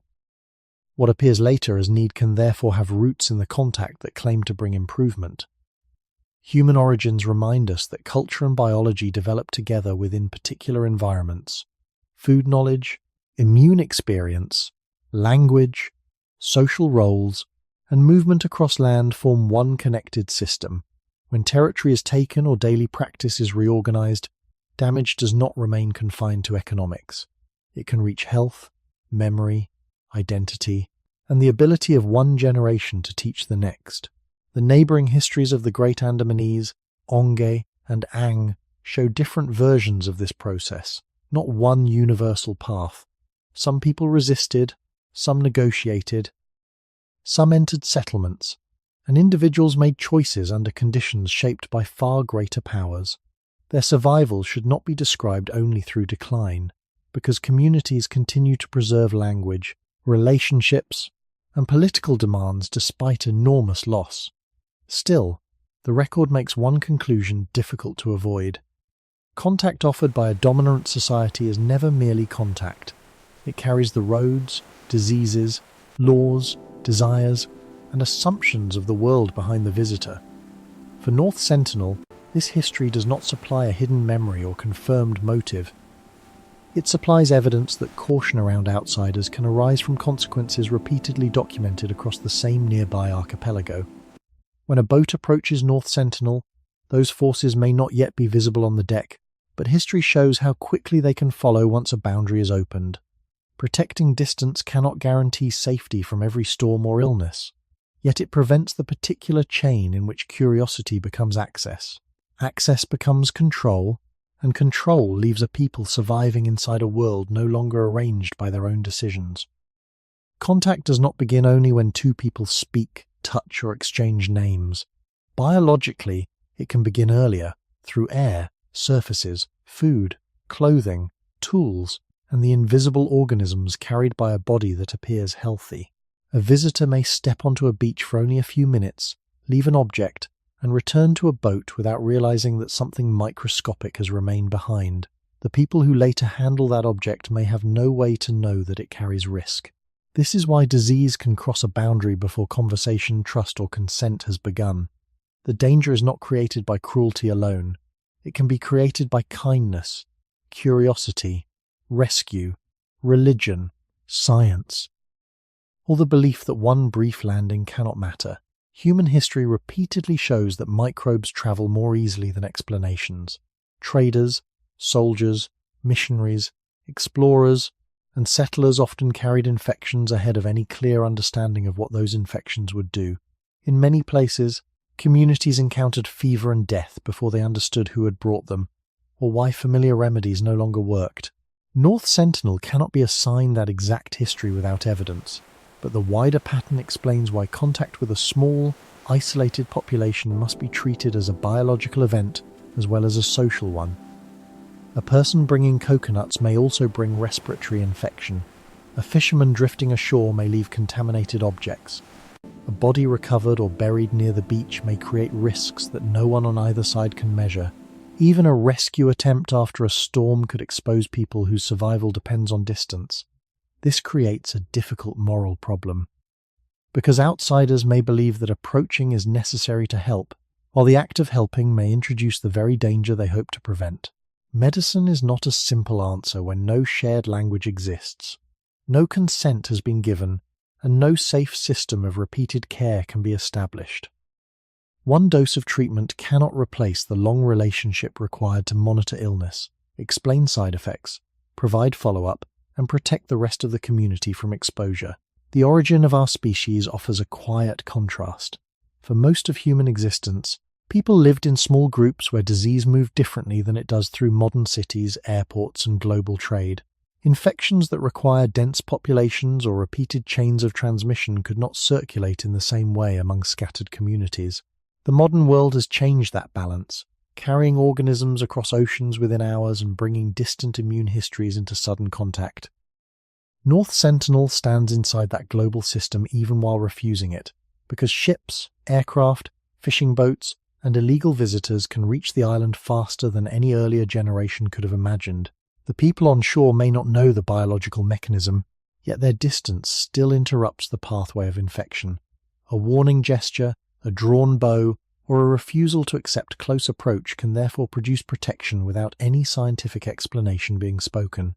This does not prove that disease is the reason for every act of resistance. It shows that resistance has a biological consequence regardless of motive. The outside world must judge its actions by consequences, not intentions alone. A visitor who seeks friendship may leave illness. A researcher who wants knowledge may create exposure. A missionary who believes he carries salvation may carry a virus that has no moral purpose at all. The body receives only contact, not the story told about it. This is why the safest encounter may be the one that does not happen, and why respect can sometimes take the form of staying beyond the reef. When disease can arrive before language, the first duty of the more powerful society is not to speak louder, move closer, or prove its goodwill, but to prevent its invisible history from entering a community that never agreed to bear the cost for any meeting it never freely requested. On the 26th of December 2004, a powerful undersea earthquake triggered a tsunami across the Indian Ocean, sending destructive waves toward coastlines from Southeast Asia to Eastern Africa. North Sentinel Island lay within the affected region, and in the first uncertain days afterward, the outside world did not know whether anyone there had survived. No telephone could ring from the island. No official could land and ask. The only practical method was observation from the air, so an Indian Coast Guard helicopter flew over the forest and shoreline to look for signs of life. What appeared below soon became one of the most widely remembered images connected with the Sentinelese. A man emerged on the beach carrying a bow and fired an arrow toward the aircraft. The arrow could not realistically bring down a helicopter, yet its meaning seemed unmistakable to those watching. People were alive, alert, and unwilling to accept a closer approach. In one moment, an act of refusal also became evidence of survival. The photograph travelled around the world because it placed two human histories inside a single frame. Above the island hovered a machine built from industrial science, fuel, navigation, military organization, and global communication. Below stood a man using a weapon whose basic form reaches deep into the history of our species. It was easy to turn the contrast into a story about the modern world meeting the Stone Age, but that interpretation was false. The man on the beach was not a survivor from an earlier stage of humanity. He was a contemporary person responding to a contemporary aircraft after a contemporary disaster. His bow belonged to an environment where it remained useful, just as the helicopter belonged to a society able to survey distant coastlines from the sky. The image showed different technologies, not different positions in evolution. It also revealed the limits of rescue. The flight had a protective purpose, to discover whether the islanders needed help after a catastrophe. Yet the people below had not requested assistance, and any landing could have brought disease or conflict into a community already facing environmental disruption. The arrow created a boundary that rescuers could understand without translation. It did not tell them how many people had survived, whether anyone was injured, how food sources had changed, or what damage the waves had caused inland. It communicated only that the helicopter should not come closer. Later satellite observations suggested that the tsunami altered parts of the surrounding reef and coastline. Such physical changes may have affected shallow fishing areas, but outsiders could not measure their consequences for daily life without violating the distance the islanders defended. Claims that ancient instinct allowed the Sentinelese to predict the tsunami also exceed the evidence. Indigenous communities can hold detailed knowledge of tides, earthquakes, animal behavior, and coastal danger, yet no direct testimony explains what the Sentinelese observed or why they survived. Perhaps people were inland, perhaps they recognized environmental warning signs, or perhaps local geography reduced some effects. These remain possibilities, not established facts. What can be said is that human survival has always depended on attention to place. From the first coastal movements of Homo sapiens, communities learned currents, weather, high ground, and the changing behavior of water through experience passed between generations. That general capacity may help explain how island peoples respond to danger, but it cannot supply a missing account from North Sentinel. The world received proof of life, but not permission to convert survival into another opportunity for entry or study. The arrow fired after the tsunami became famous because it appeared to answer the world with absolute defiance. In reality, it answered only one immediate question. The people seen below had survived long enough to defend their shore. Everything else, their losses, their knowledge of the wave, and the condition of life beneath the trees remained where it had always been, beyond the reach of the aircraft. In January 2006, 2 Indian fishermen were working illegally in the restricted waters near North Sentinel when their boat broke loose during the night and drifted toward the island. The men had entered an area where fishing and unauthorized approach were prohibited, but falling asleep aboard a drifting vessel did not make their deaths less tragic. When the boat reached the shore, Sentinelese men attacked and killed them, and an attempt to recover the bodies by helicopter was reportedly driven back by arrows. The event entered public memory as another example of an island that kills outsiders, yet the sequence matters. The fishermen were not hunted across open sea by people seeking victims. Their vessel crossed into an inhabited territory whose residents had repeatedly resisted intrusion. No shared language allowed warning, explanation, or negotiation once the distance had closed. 12 years later, John Allen Chow deliberately entered the same protected area with a very different purpose. He was an American Christian missionary who wished to preach to the Sentinelese, and he paid local fishermen to carry him near the island despite laws intended to prevent contact. According to accounts based on his notes and the fishermen who assisted him, he made repeated approaches after receiving clear signs of rejection. He carried gifts, attempted to speak and sing, and returned even after an arrow struck an object he held. On his final approach in November 2018, he was killed, and the fisherman later reported seeing his body moved along the beach. Indian authorities did not force a recovery because landing could endanger both officials and the islanders through violence or disease. These deaths should not be softened, but they should not be removed from the circumstances that preceded them. The fisherman entered prohibited waters for work and drifted ashore. Chow planned his journey, avoided enforcement, recruited assistance, and continued after warnings. Neither case supports the idea that Sentinelese boats roam outward searching for strangers. The fatal encounters occurred when outsiders crossed the island's defended boundary. Human origins offer a wider frame for understanding this without excusing or romanticizing violence. Small communities throughout history have protected places where food, children, shelter, and collective memory were concentrated. When no court, police force, or common language exists between groups, the warning and the force behind it may become inseparable. Modern societies also defend restricted territory, but they do so through signs, patrols, arrests, and institutions whose authority outsiders recognize. The Sentinelese possess no shared legal system through which they can issue a fine, examine a passport, or remove a trespasser peacefully after detention. Their visible means of refusal are limited, while the people approaching them often know in advance that entry is forbidden. The status existed not to declare the islanders incapable of choosing, but to shield their autonomy and health from a society with power. Violating that protection placed the burden of risk on people who had no role in planning the meeting and no way to refuse it through institutions outsiders would obey. This imbalance does not tell us what any person on the beach intended during either killing. It does reveal why describing the islanders as mindless aggressors reverses the direction of approach. The movement began outside the reef and continued inward. Headlines usually begin with the death because death is immediate and understandable, while years of warnings, protected status, illegal fishing, missionary preparation, and repeated entry require a slower account.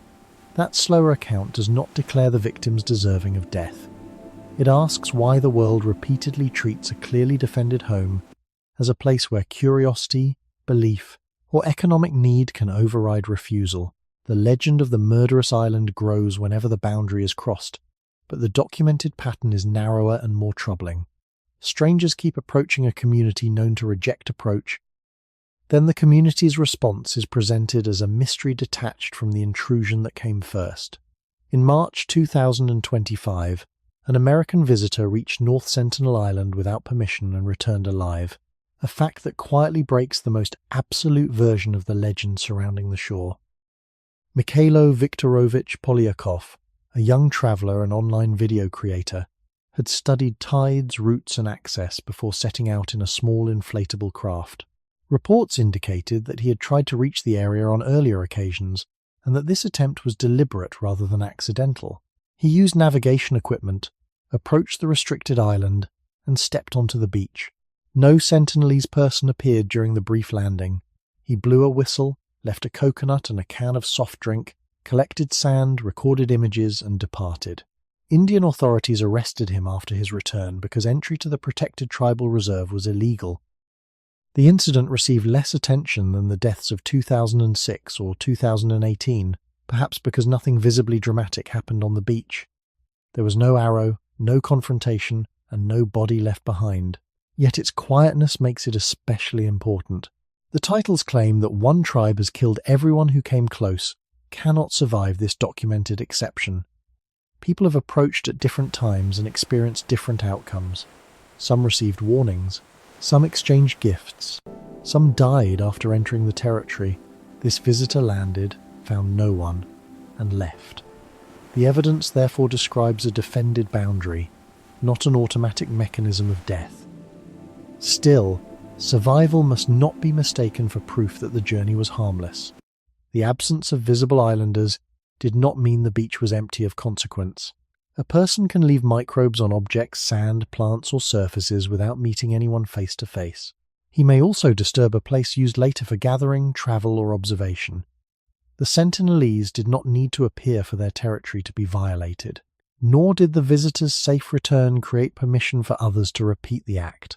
Human history contains many moments when one successful crossing encouraged a larger flow behind it. A path becomes known, an image circulates, and curiosity turns into imitation. Modern social media can accelerate that pattern by rewarding access to places made valuable precisely because entry is forbidden. The older impulse to discover has not disappeared. It has been joined by cameras, audiences, and the promise of attention. North Sentinel therefore faces a new kind of pressure. Colonial officers once entered in the name of administration and study. Missionaries entered in the name of belief. A modern visitor may enter in the name of adventure or content. The language changes, but the decision remains similar. An outsider places his purpose above a community's refusal. The origin of our species was built through exploration, yet human survival also depended on recognizing when another group controlled a place. Curiosity is ancient, but so are restraint, warning, and respect for danger. The 2025 landing shows that technology can carry one person across the reef without giving him understanding, consent, or moral authority. He reached the sand, but he learned almost nothing about the people whose lives he endangered. The event did not solve the mystery of their resistance. It exposed the weakness of the story told about them. They do not kill every person who comes close, and they do not respond to every arrival in the same way. Sometimes they may be absent from the visible shore. Sometimes they watch without being seen. Sometimes they warn, approach, accept an object, or use force. His arrest also revealed where responsibility now rests. The protected zone exists because the more powerful society can regulate its own citizens and visitors more safely than asking the islanders to manage every intrusion with bows. Enforcement outside the reef is meant to prevent another encounter from being created inside it. What remains consistent is not universal killing, but the outside world's repeated belief that one more visitor is entitled to test a boundary already understood. The protective circle around North Sentinel Island exists because the danger of contact does not begin at the line. Where sand meets water, Indian law recognizes the entire island and surrounding coastal sea as a tribal reserve, restricting entry by outsiders and attempting to keep fishing boats, tourists, researchers, missionaries, and other visitors away from the shore. The rule is not meant to preserve a spectacle for the world to observe from a distance. It is meant to protect a living community whose health, territory, and autonomy could be damaged by even a brief unauthorized approach. A boundary placed offshore creates time for patrol vessels to intercept strangers before the Sentinelese must respond themselves.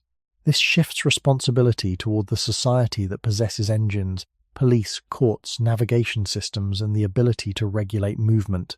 Without such protection, every illegal boat would force people on the island to decide whether to hide, warn, approach, or use force. The law, therefore, attempts to prevent an encounter before it becomes a confrontation. It also protects the reef and nearby waters that may support food gathering and canoe movement. A visitor who remains offshore may still disturb fishing places, remove marine resources, photograph residents without consent, or create routes that later visitors can follow. Protection must include the space through which intrusion travels, not merely the ground where a foot finally lands. This principle has deep roots in human survival. From the earliest communities of Homo sapiens, safe territory extended beyond sleeping places. It included water sources, paths, hunting grounds, shorelines, and areas where danger could be seen before it reached children and shelters. Modern states express similar ideas through borders, restricted airspace, conservation zones, and private property. North Sentinel is unusual only because the people whose territory is protected do not participate in the legal system built around them. The regulation is created outside the island, yet its most ethical purpose is to make outsiders control themselves. It does not grant ownership of the island to officials, scholars, or patrol crews.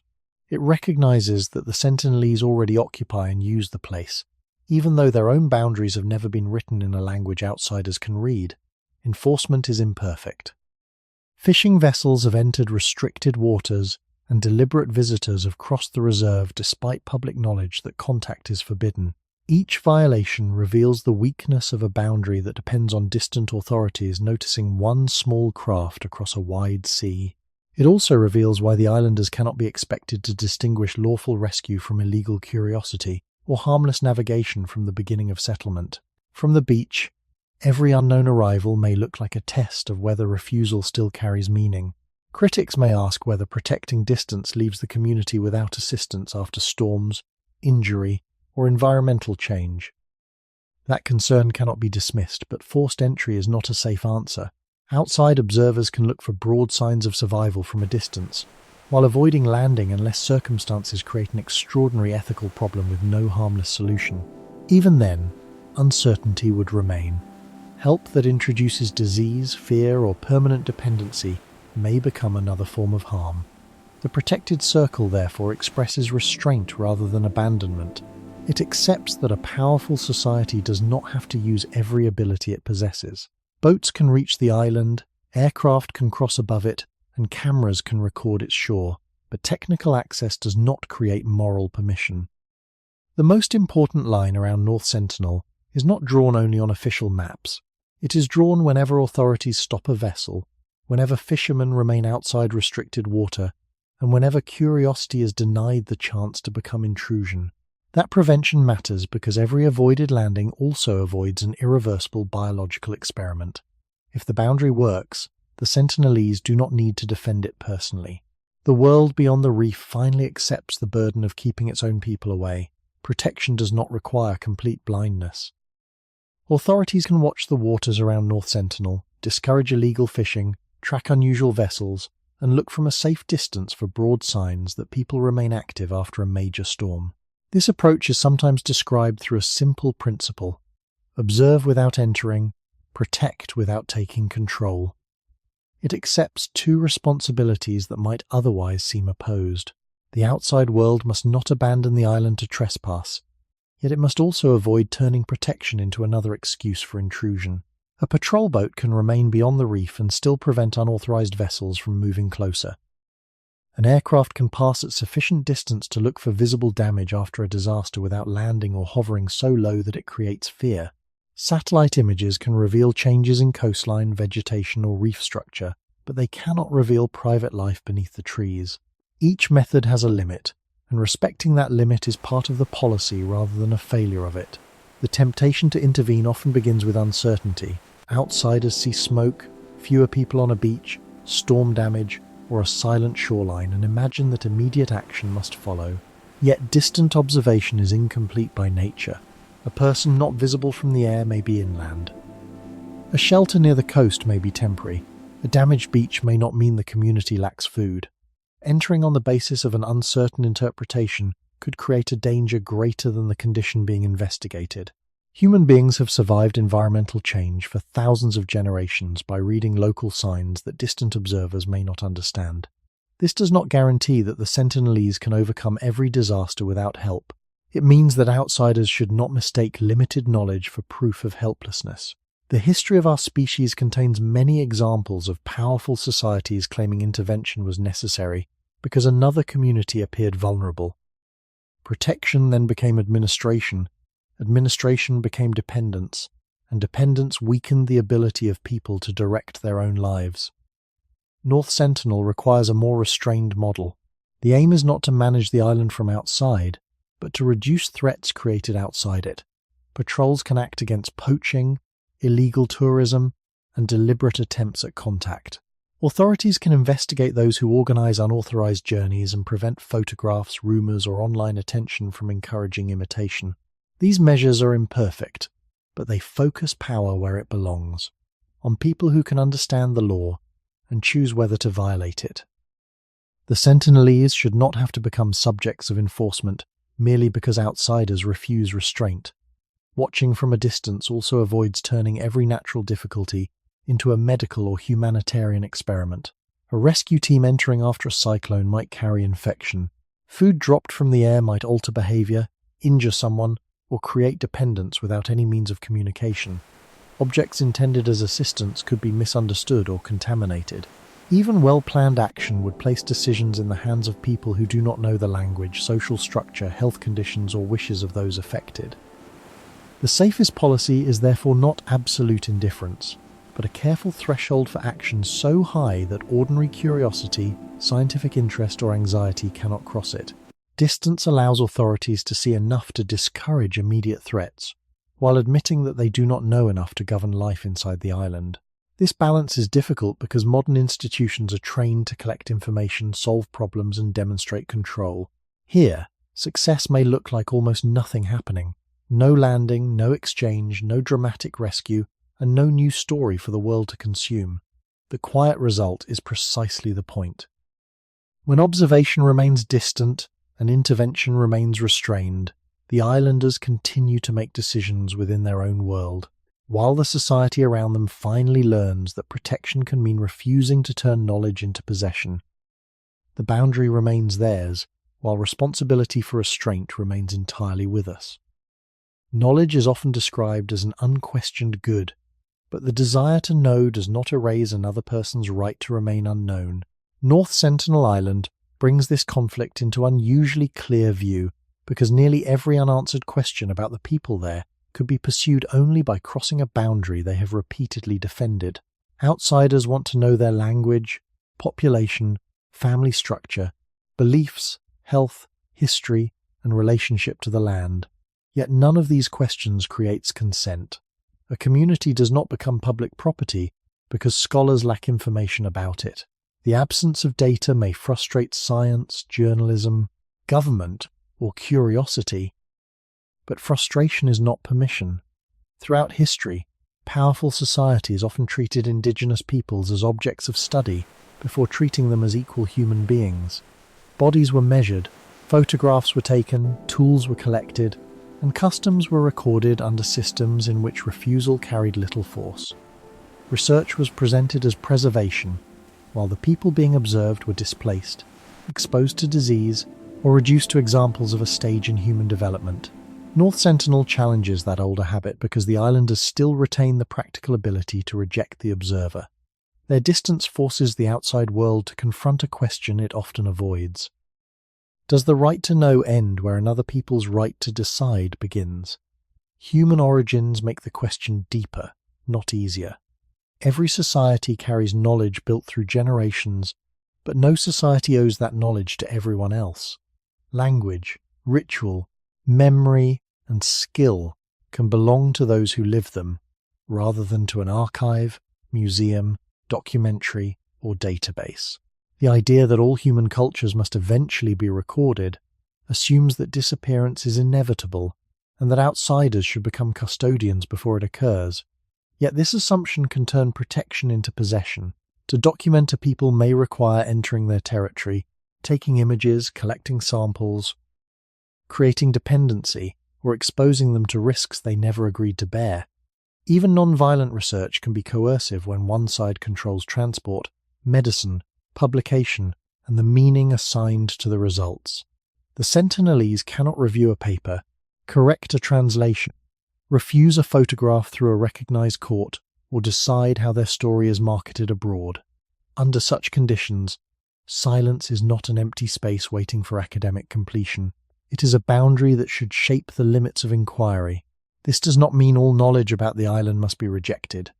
Geography, colonial records, legal protections, and documented encounters can be studied without entering homes or inventing private beliefs. The ethical difference lies in whether research reduces harm or creates a new pathway toward intrusion. The world can learn from its own history of approach, and it can examine why powerful societies so often confuse access with understanding, while those being observed carry nearly all of the danger created by that access, and receive almost no control from the damage done to neighbouring communities and from the biological risks of contact. It does not need to force the Sentinelese to become the source of every answer. Respecting their right not to be studied also protects their right not to be simplified. Close contact would not automatically produce complete understanding, because translation, trust, and interpretation take time. While outside institutions would still decide which details mattered, the people might be turned into symbols of purity, violence, survival, or lost prehistory, no matter what they actually said. Distance cannot prevent every false story, but it prevents the most dangerous claim of ownership, the claim that curiosity is enough reason to enter. A mature society must be able to leave some questions open, not because truth has no value, but because truth obtained through coercion can destroy the lives it claims to describe. The protected shore, therefore, marks more than a legal boundary. It marks the point where knowledge must learn restraint, and where another people's continued freedom matters more than our satisfaction at finally understanding them. There is a kind of mystery that becomes smaller when it is solved, and another kind that reveals our character by the way we choose not to solve it. North Sentinel belongs to the second kind. The island does not challenge the modern world because its people possess a secret that must be uncovered. It challenges the world because almost every method of uncovering that secret would require crossing a boundary already made clear. A ship could land, a team could enter the forest, a linguist could try to record speech, a doctor could attempt examination, a government could establish permanent contact. Technology makes each of these actions possible, but possibility is not the same as permission. The question that remains is whether a powerful society can accept that some knowledge must stay beyond its reach when obtaining it would place others at risk. Human history offers many warnings about what happens when curiosity joins power. Explorers called inhabited lands empty because they had not mapped them. Administrators called communities unknown because they had not classified them. Researchers called people primitive because their tools differed from industrial ones. Missionaries called refusal ignorance because they believed their own message carried universal authority. In each case, the outside world described itself as bringing understanding, while those being approached bore the consequences. North Sentinel has survived because geography and resistance have prevented that pattern from becoming complete. The islanders have not been absorbed into a settlement designed by others. Their language has not been reduced to a few recordings made during dependency. Their coastline has not become an attraction where visitors pay to witness a people treated as remnants of the past. This survival should not be romanticized, because no outsider knows the difficulties, losses, or disagreements within the island. It should instead be recognized as continuity under pressure. The origin of our species was not one straight path toward larger states, written archives, and permanent connection. For most of human existence, communities lived through local knowledge, shared memory, careful observation, and relationships limited by distance. Some joined wider networks, some separated, some vanished, others changed while remaining rooted in place. The Sentinelese are not proof that one ancient way of life remained untouched. They are proof that human diversity does not need to justify itself by becoming accessible. Their continued distance has value even when outsiders cannot translate it into data. A mystery protected by consent is different from a mystery created by ignorance. The first may deserve restraint. The second may invite study. On North Sentinel, the available record shows repeated refusal, serious biological risk, and a history in which contact has often been initiated by outsiders. That is enough to change the moral direction of the question. Instead of asking how the island can finally be opened, we should ask why opening it remains such a strong desire. Perhaps the answer lies in an old habit of equating knowledge with possession. To name, map, photograph, sample, and explain can feel like understanding, yet understanding without relationship may be only control in a more educated form. The islanders do not owe the world a final explanation for their distance. Their refusal does not have to become a theory before it can be respected.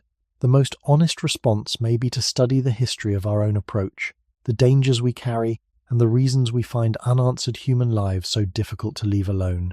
Some mysteries are not failures of knowledge. They are tests of restraint. To remain outside is not to abandon them. It is to prevent our need for contact from becoming another force that quietly changes the lives it claims only to observe.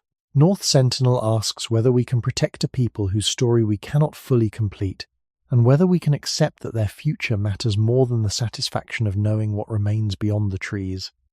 The survival of the Sentinelese offers no simple lesson about returning to the past, rejecting technology, or living without change.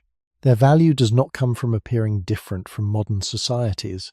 The lesson lies in the relationship between power and restraint. The world surrounding North Sentinel possesses ships, aircraft, satellites, medicine, law, and communication systems capable of reaching almost any inhabited place. For most of history, distance protected communities because oceans, forests, mountains, and climate limited what outsiders could do. Modern technology has weakened those natural barriers. A small craft can cross a reef, a camera can record a beach, a helicopter can arrive after a disaster. The government can map territory without entering it. This ability creates responsibility, because the people with greater power also possess greater capacity to cause irreversible harm. Progress is often measured by movement, how far humans can travel, how quickly information can be collected, and how completely the planet can be connected. North Sentinel suggests another measure. A society may also be judged by the places it chooses not to enter, the people it refuses to turn into subjects, and the questions it leaves unanswered when answers would require coercion. Restraint is not passivity. It requires patrols that stop illegal boats, laws that punish trespass, institutions willing to reject profitable tourism, and a public culture that does not reward forbidden access. It also requires humility from science, religion, journalism, and adventure. Each may believe it carries something valuable, yet value cannot be imposed without changing into domination. Human origins were shaped by curiosity, but curiosity survived alongside caution, empathy, and recognition of boundaries. Our ancestors entered new environments because exploration offered food, safety, and opportunity. They also learned that survival depended on reading danger and respecting the power of unfamiliar groups. Modern societies often celebrate the first impulse while forgetting the second. The Sentinelese remind us that knowledge without consent can become extraction, just as land, labour and natural resources were once extracted under the language of discovery. Their continued existence does not prove that isolation is easy or that every need is met.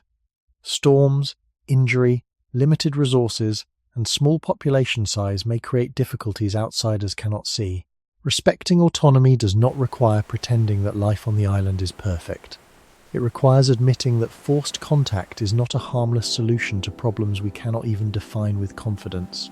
This restraint also protects the wider human inheritance. Cultural diversity is not valuable only when it can be displayed, translated, or consumed. It has value because different communities continue making their own decisions within histories they understand better than observers do.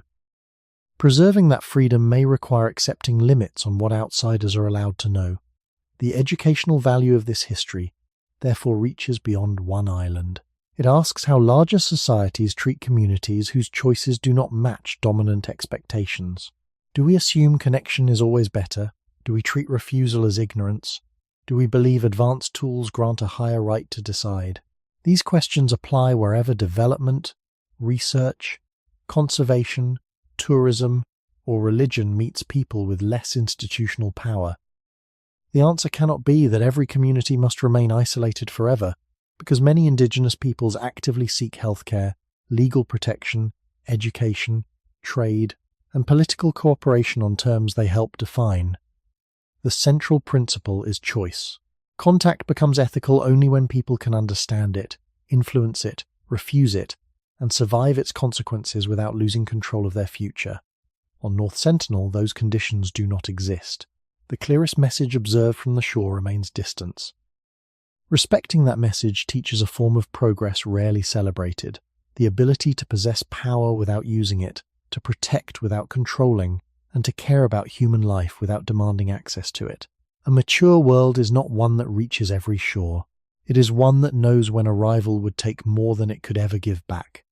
The boundary around North Sentinel Island remains difficult to understand, because it is made from more than water, law, fear, or memory.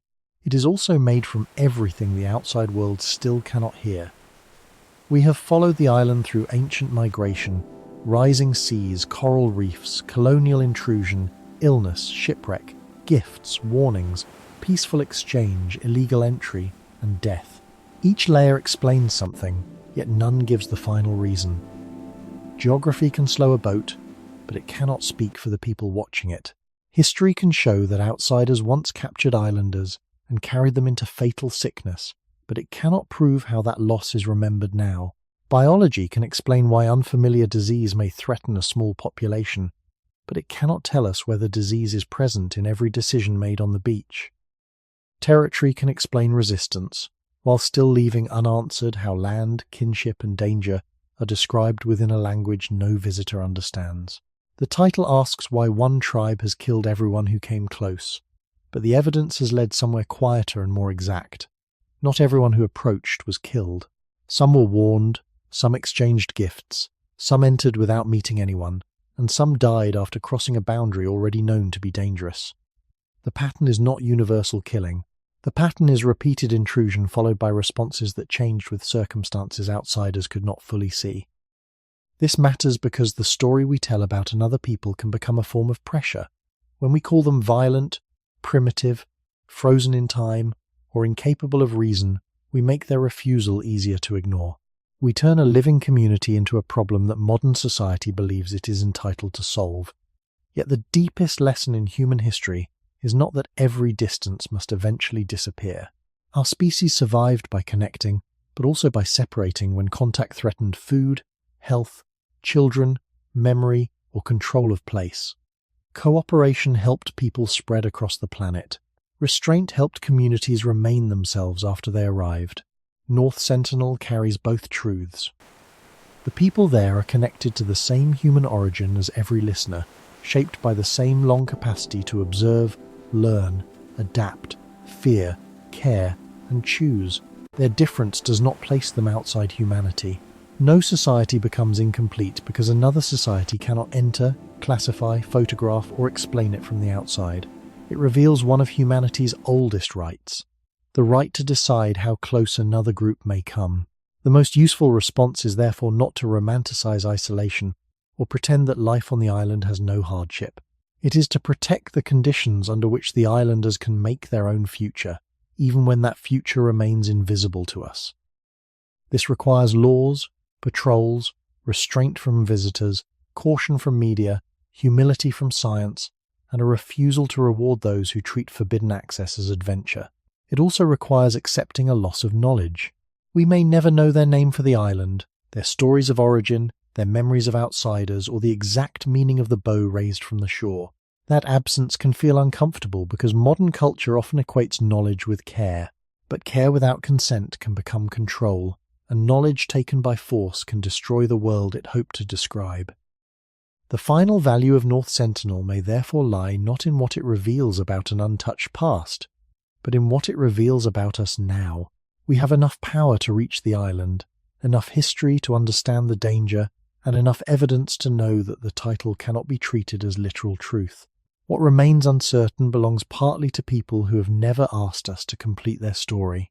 If their survival depends on a boundary we can cross but choose not to cross, will humanity finally learn that the most responsible answer to some questions is to remain outside and let another people continue without us?